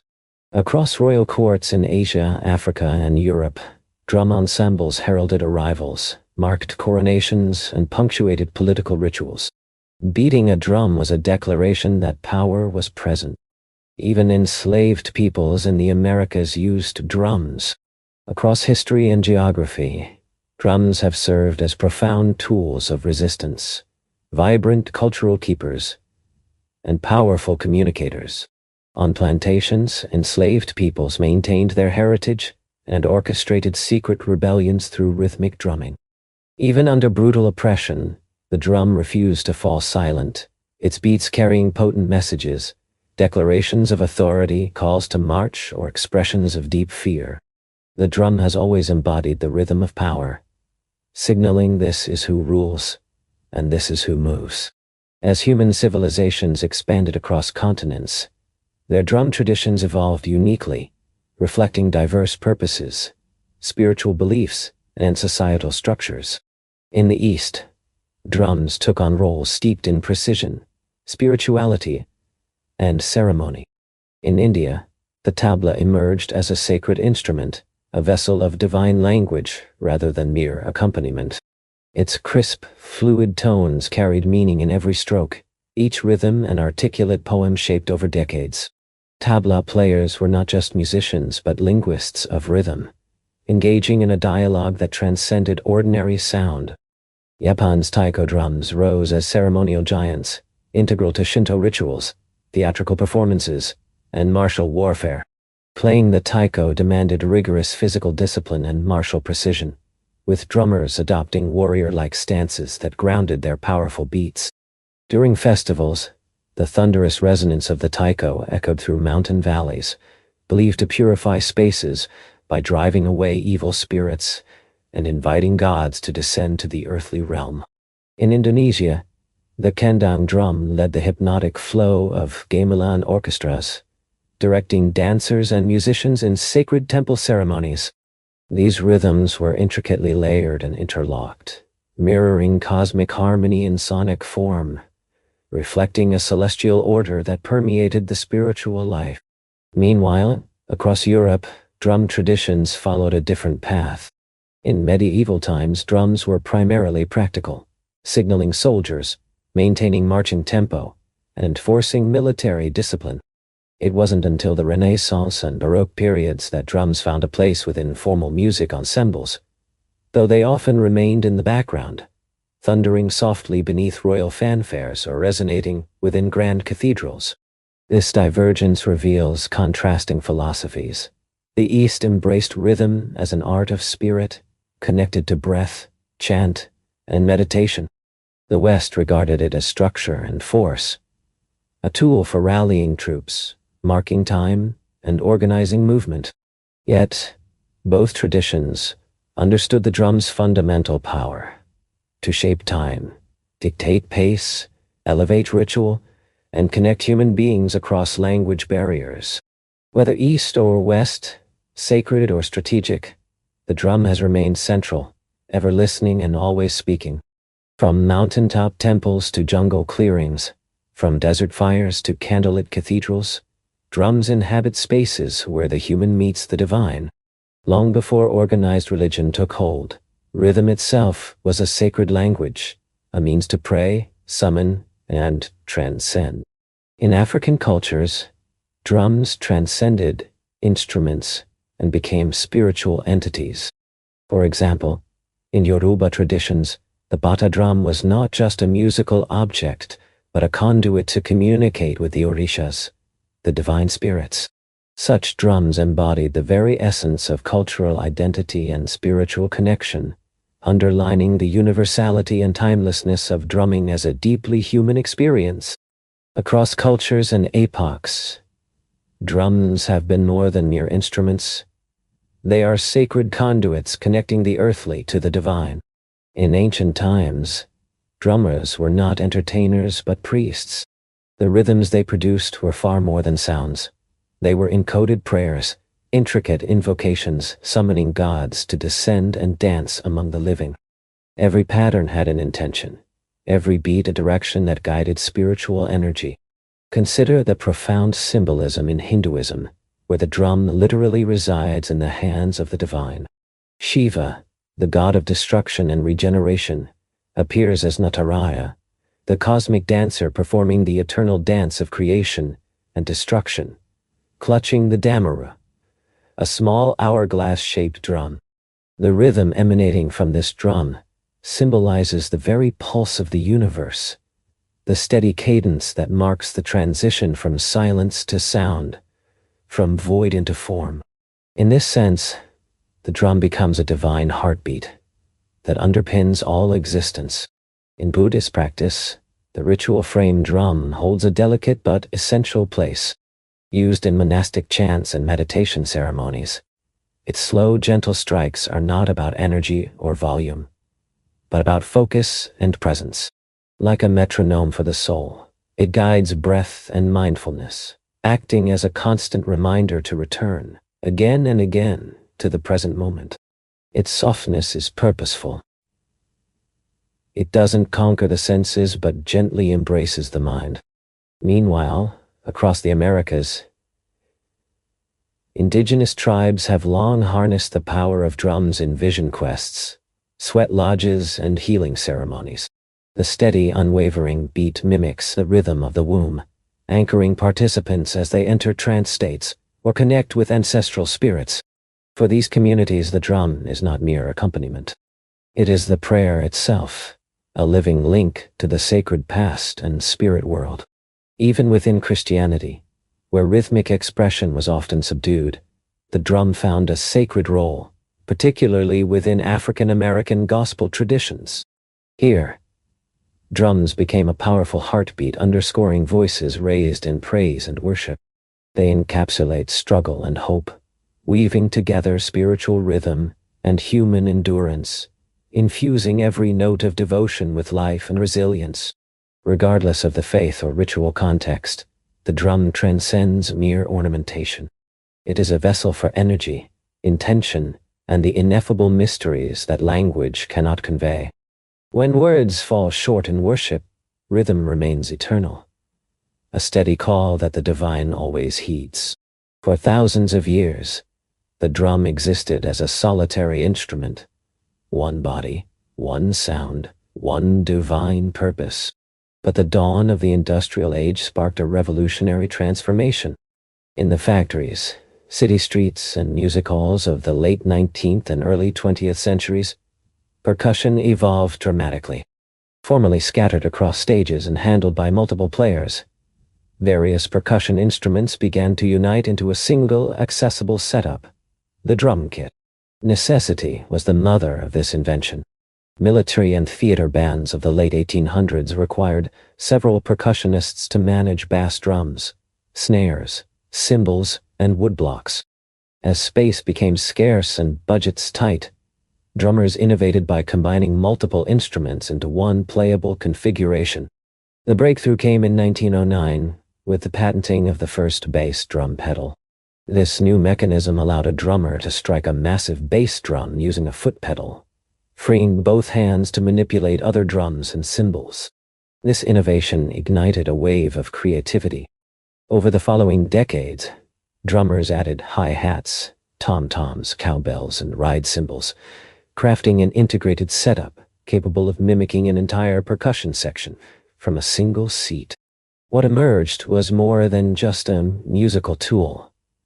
It became a throne for the drummer, a command center from which to lead rhythm and energy. Then came jazz. In the smoky, dimly lit clubs and underground dance halls of New Orleans and Chicago, the drum kit truly came alive. Jazz drummers transcended the role of mere timekeepers. They played dynamically, using the full range and versatility of their kits to shape the music's flow and feel, fueling the vibrant energy that defined a new era of music. Imagine a voice infused with syncopation, swing, and profound sensitivity. Legends like Gene Krupa and Buddy Rich transformed the drum set from mere rhythm keepers into lead instruments in their own right. With every beat, rhythm became a form of storytelling, conveying emotion and narrative without words. As jazz gave way to rock music, the drum kit evolved alongside it, becoming louder, heavier, and more powerful. The 1960s and 1970s marked a pivotal era when drum kits expanded, adding multiple tom-toms, splash cymbals, and even double bass pedals. Pioneering drummers such as John Bonham, Neil Peart, and Keith Moon pushed the boundaries of endurance and creativity. No longer relegated to the background, the drummer emerged as the very engine driving the music forward. Today, the drum kit stands as a global cultural staple. It resonates in gospel churches, electrifies EDM festival stages, fuels punk rock garages, and powers worldwide concert tours. Even as digital drum kits and drum machines grow in popularity, nothing replaces the raw physicality of an acoustic drum set. The sticks striking the drumheads, the vibration of the skins, the sweat flying from an intense live performance. The drum kit embodies modern rhythm, a perfect fusion where centuries of tradition meet cutting-edge innovation. Through it, a single drummer can express the complexity of 10 voices speaking simultaneously. Drums speak a myriad of dialects worldwide. Across continents and cultures, drums have taken an astonishing variety of forms, each carrying a unique identity, sound, and purpose. Far from being mere instruments, these drums serve as cultural signatures, crafted from native materials, lovingly shaped by local artisans, and deeply rooted in the daily rhythms of life. In West Africa, the djembe drum acts as the heartbeat of community gatherings.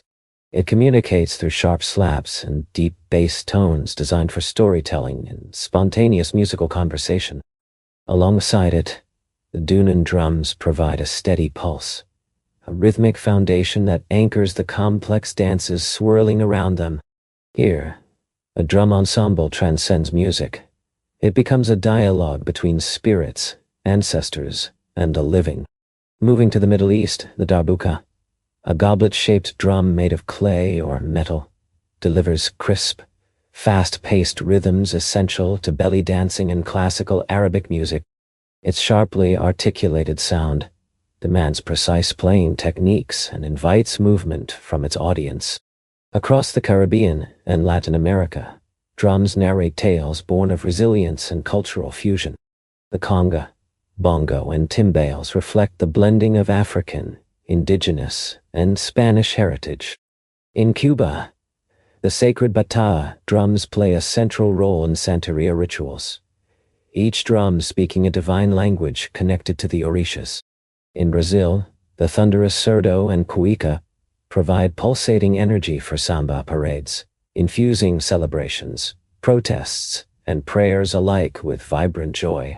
In India, the mridangam and tabla reign supreme in the classical music traditions of the South and North, respectively.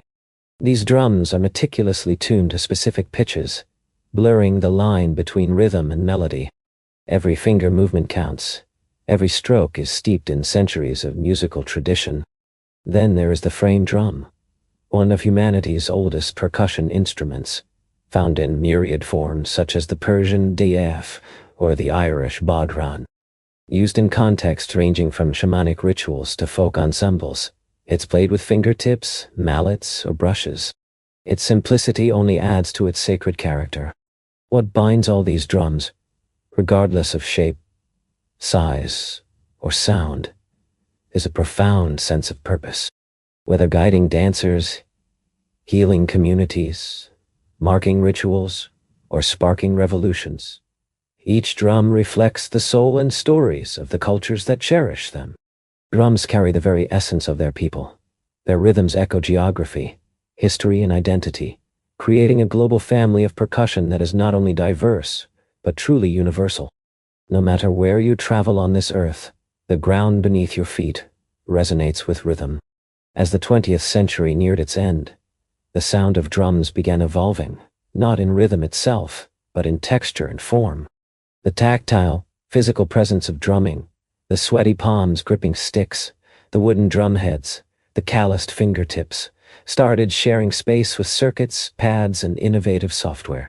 This heralded the arrival of the digital drum era. It all started back in the 1970s, with primitive drum machines that sought to replicate beats. Early instruments like the Rhythmicon and the Roland Shear 78 relied on analog circuits to simulate basic rhythms.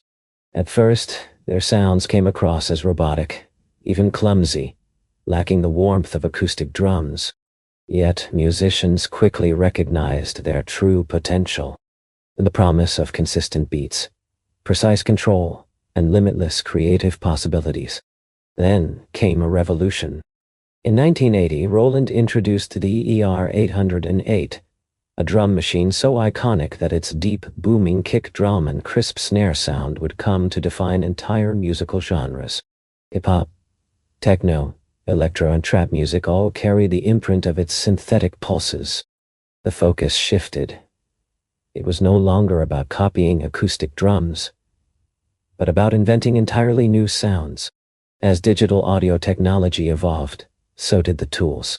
Electronic drum kits, like those in Roland's Fay series, empowered drummers to perform naturally while triggering thousands of sampled or synthesized tones. This innovation allowed artists to rehearse silently, record without external microphones, and switch between drum kit sounds with just a button press. The integration of computers gave birth to digital audio workstations, DAWs, such as Ableton Live, FL Studio, and Logic Pro. Suddenly, anyone with a laptop could craft complex rhythms, layering kicks, snares, hi-hats, and sub-bass elements into expansive sonic landscapes. Finger drumming on MIDI pads emerged as an art form in its own right. Some skeptics feared this digital shift would signal the death of traditional drumming, that the human feel would be replaced by cold mechanical precision. But that was never the case. Instead, a hybrid approach flourished. Acoustic drummers began incorporating triggers and samples into their drum kits, while producers layered human-played percussion with machine-generated beats. The organic merged seamlessly with the synthetic, creating fresh grooves and textures. Digital drums didn't erase the past. They reimagined it. Today, thanks to these technological advancements, a single individual working in a bedroom studio can build rich rhythms that once required entire orchestras. Ancient beats from Africa, Asia, and the Americas can be sampled, transformed, and reborn on neon-lit dance floors around the world. Although the tools have changed dramatically, the purpose of drumming remains unwavering. To move bodies, to shape time, to make silence speak volumes. Across every epoch, empire, and leap in technology, one truth stands firm. The drum remains our oldest and most powerful voice.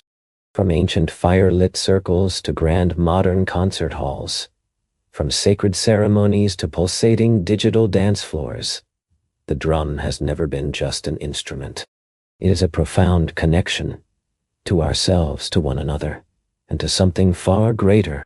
It is the heartbeat we all share, quite literally, because even before we take our first breath, nestled safely in the womb, the very first rhythm we ever hear and feel is the steady beat of a drum, the heartbeat of life itself. The steady heartbeat of our mother's heart, a rhythm that is steady, safe, and alive, forms the foundation of our existence. From the very beginning of life, we find ourselves chasing that very pulse endlessly. The drum has been a steadfast companion through every chapter of human experience. Amid joy and turmoil, in worship and in protest, it has marched beside kings and risen up with rebels, echoing through myriad places like ancient temples and bustling subway tunnels alike. The drum speaks in every language, not through words, but as a language itself, one that bypasses intellect to speak directly to the body, the bones, and the blood. In moments of deep sorrow, we drum to mourn. In moments of pure ecstasy, we drum to celebrate. And in those quiet spaces that lie between emotion and action, we drum to remember who we truly are. Today, percussion continues to evolve, embracing new forms and contexts. Pan street musicians weave fresh, soulful rhythms on urban corners, while indigenous communities persist in preserving ancient drumming traditions against tremendous odds. Stadium drummers rally crowds, unifying thousands in a shared heartbeat. Children gleefully bang on pots and pans, guided by instinctual joy. Even artificial intelligence is learning the patterns of rhythm, attempting to replicate the beat. Yet, no algorithm can truly capture the human soul that pulses behind a single imperfect beat, because rhythm is not simply counted, it is deeply felt. Perhaps this is why the drum has outlasted empires and fleeting trends. Deep inside, we all long for that anchor in time, the shared pulse that reminds us we exist together in this very moment.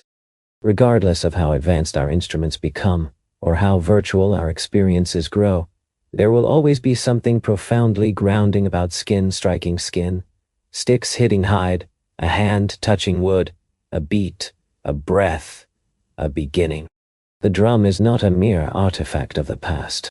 It is a reminder that we were born to move in rhythm, to listen, to feel, and to play.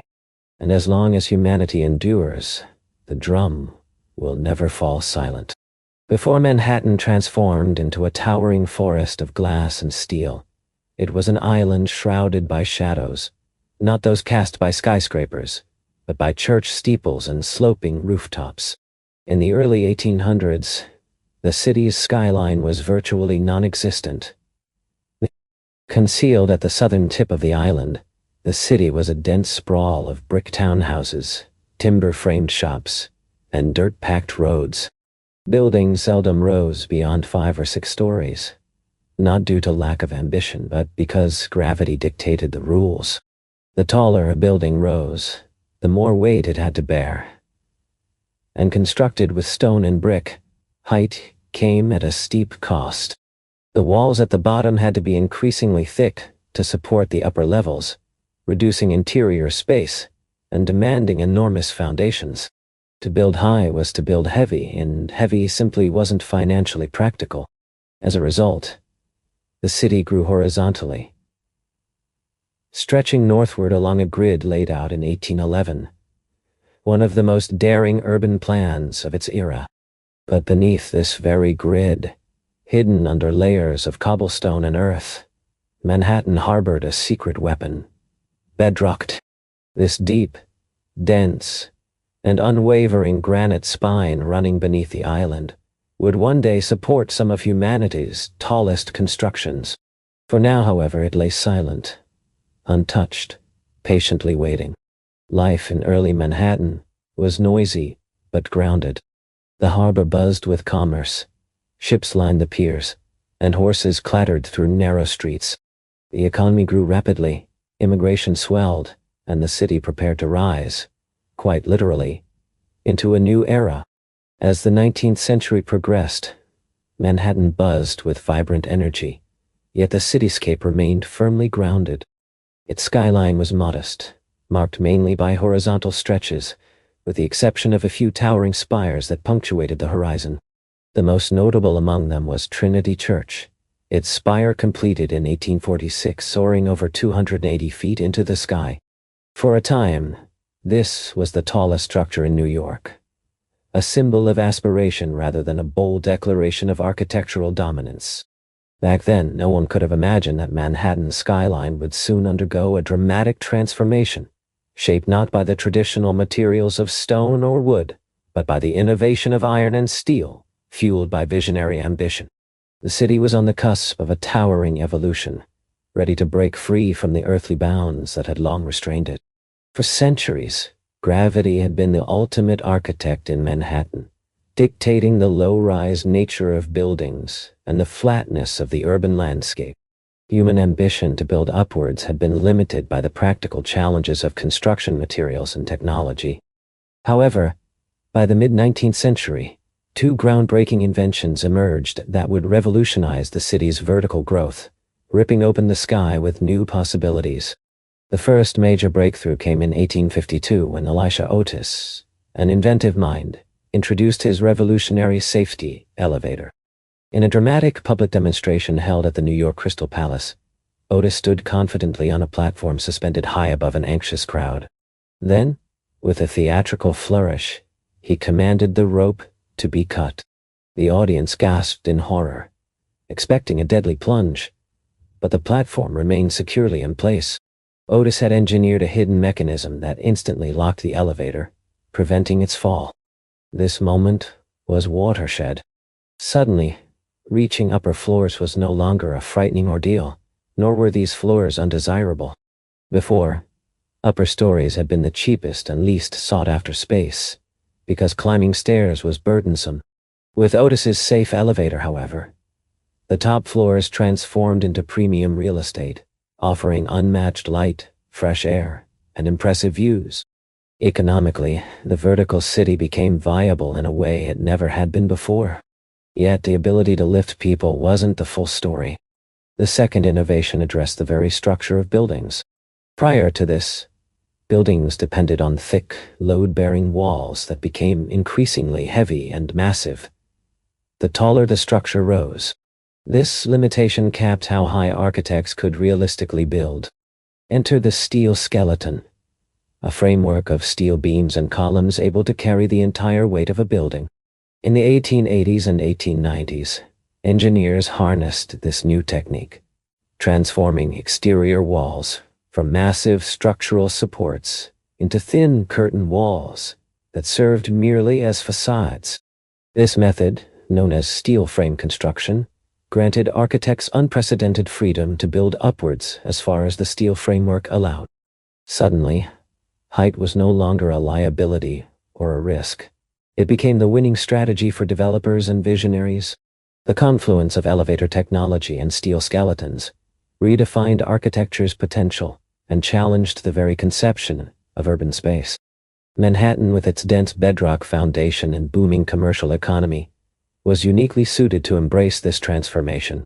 The island's constrained geography encouraged vertical expansion, while its status as a financial powerhouse created fierce competition among banks, newspapers, and corporations, all eager to emblazon their names high above the bustling streets. The elevator unlocked the sky for human access. The steel skeleton made the sky a buildable frontier. Together, they reshaped not only the physical skyline, but also the cultural and economic fabric of the city. By the late 19th century, New York City had grown weary of sprawling outward. Its streets were cramped, its land fully occupied. The only direction left was up.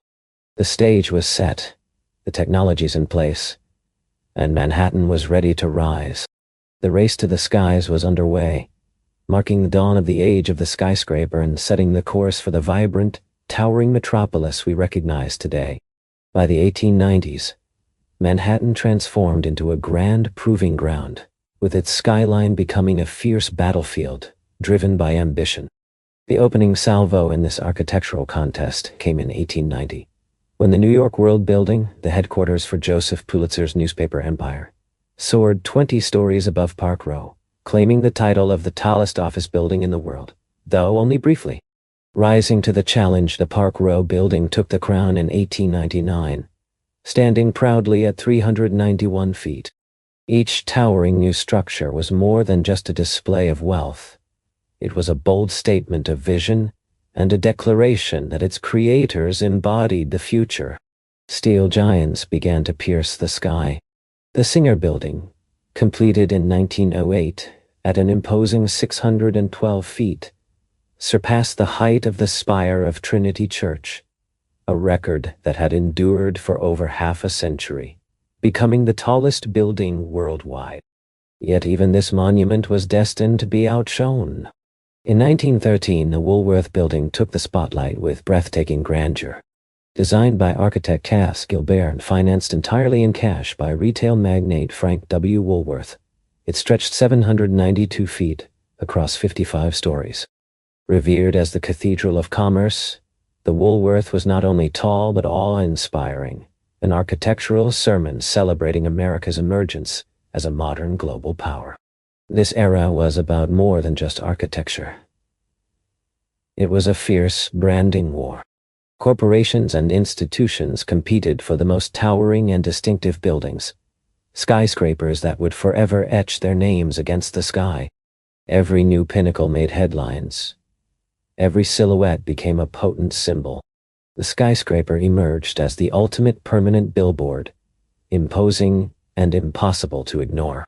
Behind these impressive facades, the relentless pace of progress throbbed. Steam shovels tore into granite foundations, while riveters hammered steel endlessly. Immigrants and ironworkers balanced hundreds of feet above the ground on slender beams, often without harnesses, armed only with grit and determination. The skyline was no longer an abstract concept. It was tangible and ascending. In the roaring 1920s, Manhattan's skyline didn't just climb. It started to dance. This period, marked by Art Deco, saw architecture embrace style alongside height. The Jazz Age infused buildings with elegance, turning New York's towers into icons of motion, light, and energy. The most captivating of these was the Chrysler Building. Completed in 1930, it reached 1046 feet, briefly seizing the title of tallest building in the world. Commissioned by automotive titan Walter Chrysler, the building was much more than a monument to corporate success. It was a harmonious masterpiece of design. Its stainless steel spire, constructed in secrecy and lifted overnight, gleamed in the sunlight like a jeweled crown. Ornamental eagles, inspired by car hood ornaments, perched on the corners like stalwart guardians of a new era. With its sleek curves, chevrons, and intricate machine-age detailing, the Chrysler Building didn't merely scrape the sky, it captivated it. But the contest was far from over. Just blocks away, another colossal figure was rising. The Empire State Building, completed in 1931 amidst the depths of the Great Depression, soared to a staggering 1,250 feet. It snatched the title from the Chrysler Building and held it for nearly 4 decades, embodying the indomitable spirit of New York during its toughest times. Nearly 40 years ago, a remarkable feat of construction unfolded. The Empire State Building rose into Manhattan's skyline in just 410 days. Thousands of workers braved wind, snow, and clouds of steel dust to erect more than just a skyscraper. It was a powerful message to the world. In a time when much of the country faced economic hardships, Manhattan ambitiously pushed upward, its buildings serving as reflections of the era's complex spirit. The architecture was elegant yet aggressive, optimistic, while fiercely competitive. The Art Deco style perfectly embodied these contradictions. Geometric yet graceful, rooted in modernity while rich with mythic symbolism. These towering structures were more than functional spaces. They were meticulously sculpted and, when illuminated at night, radiated like beacons of hope and possibility. But behind all that sparkle and grandeur lay a deeper purpose. These skyscrapers were commissioned by industry titans and magnates seeking far more than just financial gain. They desired legacy, a permanent imprint on the city's skyline and on history itself. By the close of the 1930s, Manhattan's silhouette had solidified into an unmistakable form. The city was no longer merely the nation's financial hub. It stood as a cathedral to ambition. Its skyline didn't just whisper progress. It declared it loudly and proudly. After the World War II era, Manhattan's skyline evolved into a new chapter, one marked by a departure from ornate embellishments towards a corporate sleekness. The refined artistry of Art Deco gave way to minimalist expanses of glass, steel, and clean straight lines. America had emerged as a global superpower, and New York served as the heart of that burgeoning empire. The architecture adapted alongside this new identity, not through decorative spires, but by raising monuments of efficiency and modernity. In 1952, the United Nations headquarters appeared on the East River, a bold, box-shaped glass tower, flanked by low marble wings. This symbolized a seismic shift. The city was embracing a global, diplomatic, and futuristic ethos. The building stood not simply as a physical structure, but as an architectural statement about international order in the atomic age, setting the tone for subsequent designs. Soon after came the Lever House in 1952 and the Seagram Building in 1958, both landmark embodiments of the international style. These towers featured curtain walls made of reflective glass and robust steel frames, characterized by minimalist forms stripped of decorative excess or sentimentality. They did not resemble cathedrals or castles. Instead, they appeared as precise machines, modern, ruthless in their practical elegance. Among them, the Seagram Building, designed by Ludwig Mies van der Rohe, stood out for its bronze-tinted glass, uniform grid, and expansive open plaza. It introduced a new urban presence, not aiming to impress with flourishes, but to project a sense of order, discipline, and power. This was corporate architecture at its zenith, cold, beautiful, and authoritative. As businesses flourished, so too did the city's skyline.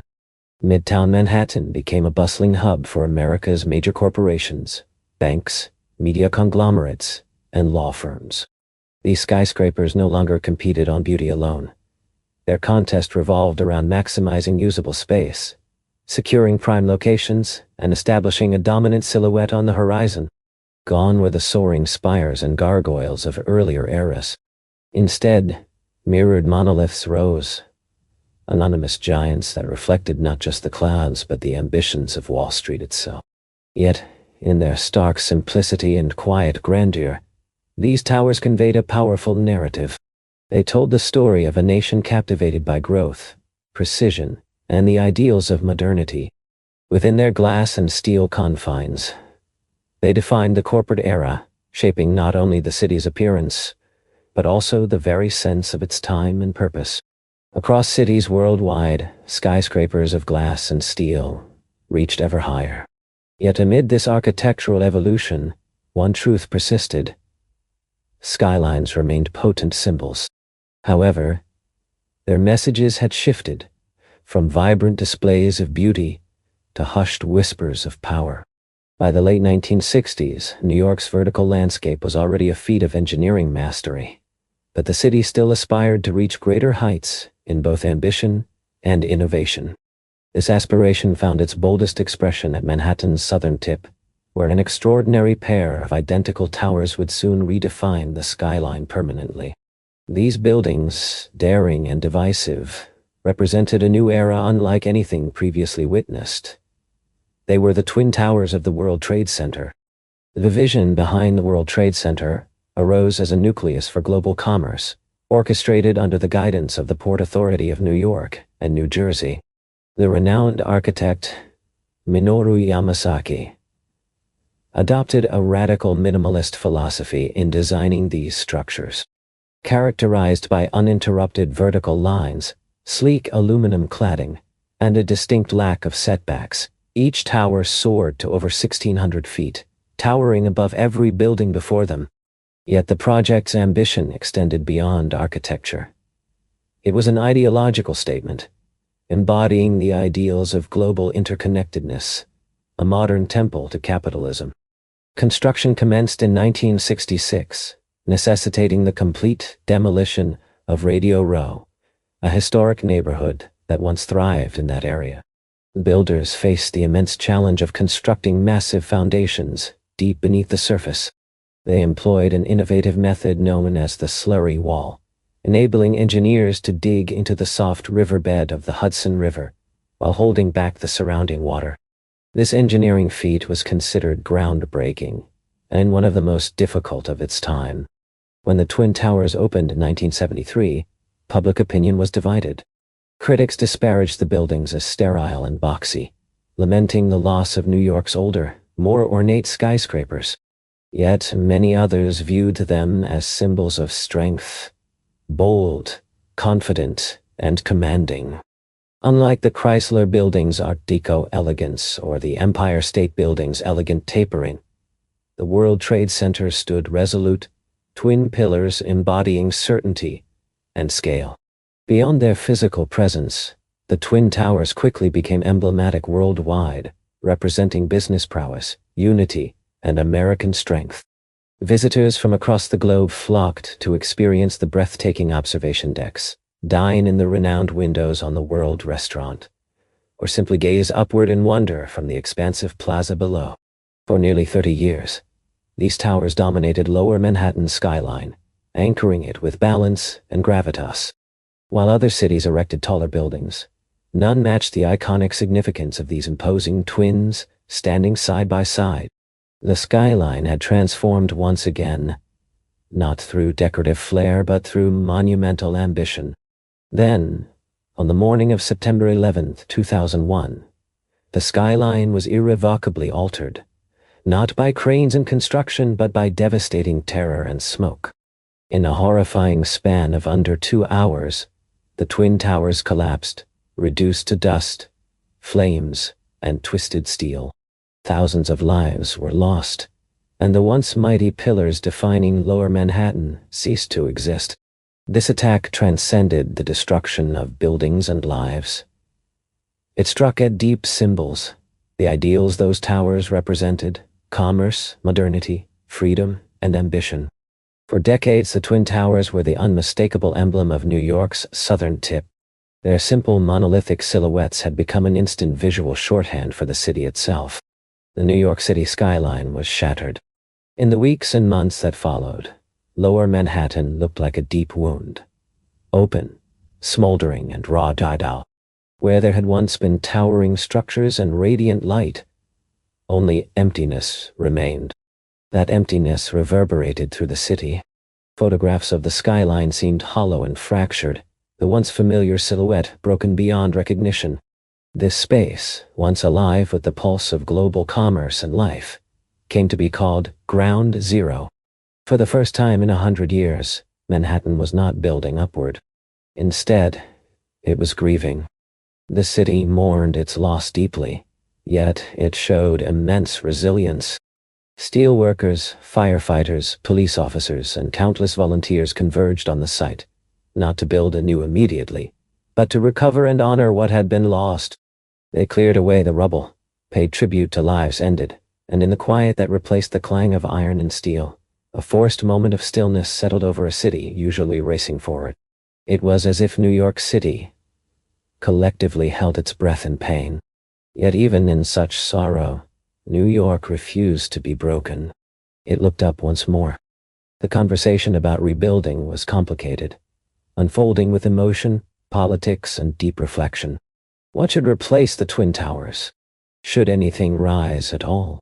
Could the iconic skyline ever be restored without erasing the profound loss? For years, the vast hole in the earth remained, a powerful, sacred reminder of both what once stood there and what had been taken away. Slowly, though, plans began to take shape. Architectural designs were proposed, cranes returned, steel was brought back, not in order to erase tragedy, but to create alongside memory something new and meaningful. Before construction advanced, one truth became unmistakably clear. The skyline was no longer merely a symbol of power or ambition. It had become a memorial, a silhouette etched by triumph and profound tragedy. The story of this place was far from over. In the wake of devastation, a city known for its rapid pace and relentless ambition paused, not to yield, but to envision a new future. Rebuilding the Manhattan skyline after 9/11 was not just an architectural challenge. It was a profound question of identity. What would rise where the Twin Towers once stood? Could anything ever fill the space they left? Answers came slowly. In 2003, the design by architect Daniel Libeskind was chosen for the New World Trade Center site. This plan went beyond height and scale.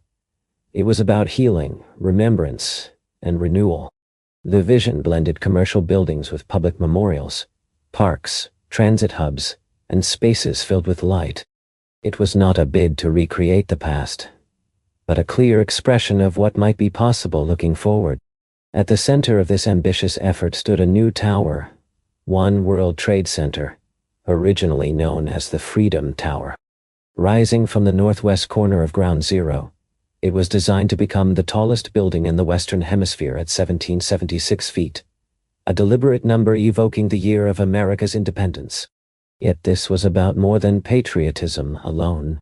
It was a bold statement of defiance, a determination to reach skyward again despite the immense loss endured. Construction began in 2006, and in 2014, One World Trade Center opened its doors. Clad in shimmering glass and shaped like a crystal obelisk, it did not attempt to replicate what stood before. Instead, it offered a new presence, reflective both literally and symbolically. The building shifts with the sky, glowing and darkening, sometimes fading into the clouds depending on the light. It embodies strength without arrogance. Just beside it, the 9/11 Memorial opened to the public in 2011, providing a sacred space dedicated to remembering those lost and the resilience of a city that refuses to be defined by tragedy. Imagine two vast, deep voids carved into the earth where the original Twin Towers once stood, each featuring a continuous waterfall cascading down, with the names of the fallen immaculately etched in bronze around their edges. This site is far more than a mere element of the cityscape. It pulses at the very core of the city's soul. The transformation of New York's skyline wasn't instantaneous. It was a labor of years. One by one, new towers emerged. 3 World Trade Center, 4 World Trade Center, and 7 World Trade Center, each designed with sleek, modern lines, and a strong sense of purpose. Collectively, these buildings are not just structures. They are a testament to a city not only rebuilt, but fundamentally transformed. New York did not simply replace what was lost. It evolved. It embraced its past while confidently forging ahead into the future. In doing so, it sent a message to the world, one that is both profoundly American and profoundly human. You can destroy a city, but you cannot crush its spirit or stop it from rising anew. Today, the Manhattan skyline stands as far more than a mere collection of buildings. It's a vibrant symbol of ambition, resilience, and the essence of the American dream itself. No other city silhouette carries such profound significance. Etched into pop culture, steeped in history, and engraved deeply in collective memory, its outline can be rendered with just a few lines, instantly recognizable by millions around the world. This skyline tells countless stories of daring engineers and fearless ironworkers, of visionary architects who dreamed of spires reaching the clouds, of immigrants who crossed vast oceans to help construct these giants. It speaks of risk and reward, of continual reinvention, capturing the ever-turning heartbeat of New York itself. This skyline has never been static, nor will it ever be. It lives and breathes, always shifting and pushing higher. In recent years, the race upward moved beyond the traditional Lower Manhattan core, stretching into new areas. Along Billionaires Row, ultra-slim residential towers like 432 Park Avenue, Central Park Tower, and 111 West 57th Street now dominate the Midtown skyline, like slender needles piercing the sky. These are incredible engineering marvels. Pencil-thin, designed to withstand fierce winds, and crafted for the ultra-wealthy. While critics decry them as visible symbols of economic disparity, others view them as stunning achievements of modern ambition and architectural prowess. At the same time, in Hudson Yards, an entirely new neighborhood has sprung to life where once sprawling rail yards lay dormant. Gleaming glass towers, public art installations, and bustling corporate headquarters now define this western expansion of the skyline, reflecting the city's evolving needs and boundless aspirations. Yet, even as the skyline stretches ever outward and upward, it clings tightly to its legacy. The Empire State Building still radiates a timeless glow each night. The Chrysler Building gleams with ethereal beauty at sunrise, and One World Trade Center stands tall and solemn, a proud sentinel of remembrance and renewal. This skyline holds the past in one hand, even as it extends boldly toward the future. More than any statue or monument, it is the skyline that truly defines New York City, not merely in physical form, but in profound meaning. It is the symbol of a place where humanity continuously dared to reach upward through economic booms and busts, wars and wounds. A city of millions etched in steel and glass. The skyline does not simply mark where the city ends. It marks where dreams begin. Because in Manhattan, the sky has never been the limit. It's always just the next floor to conquer.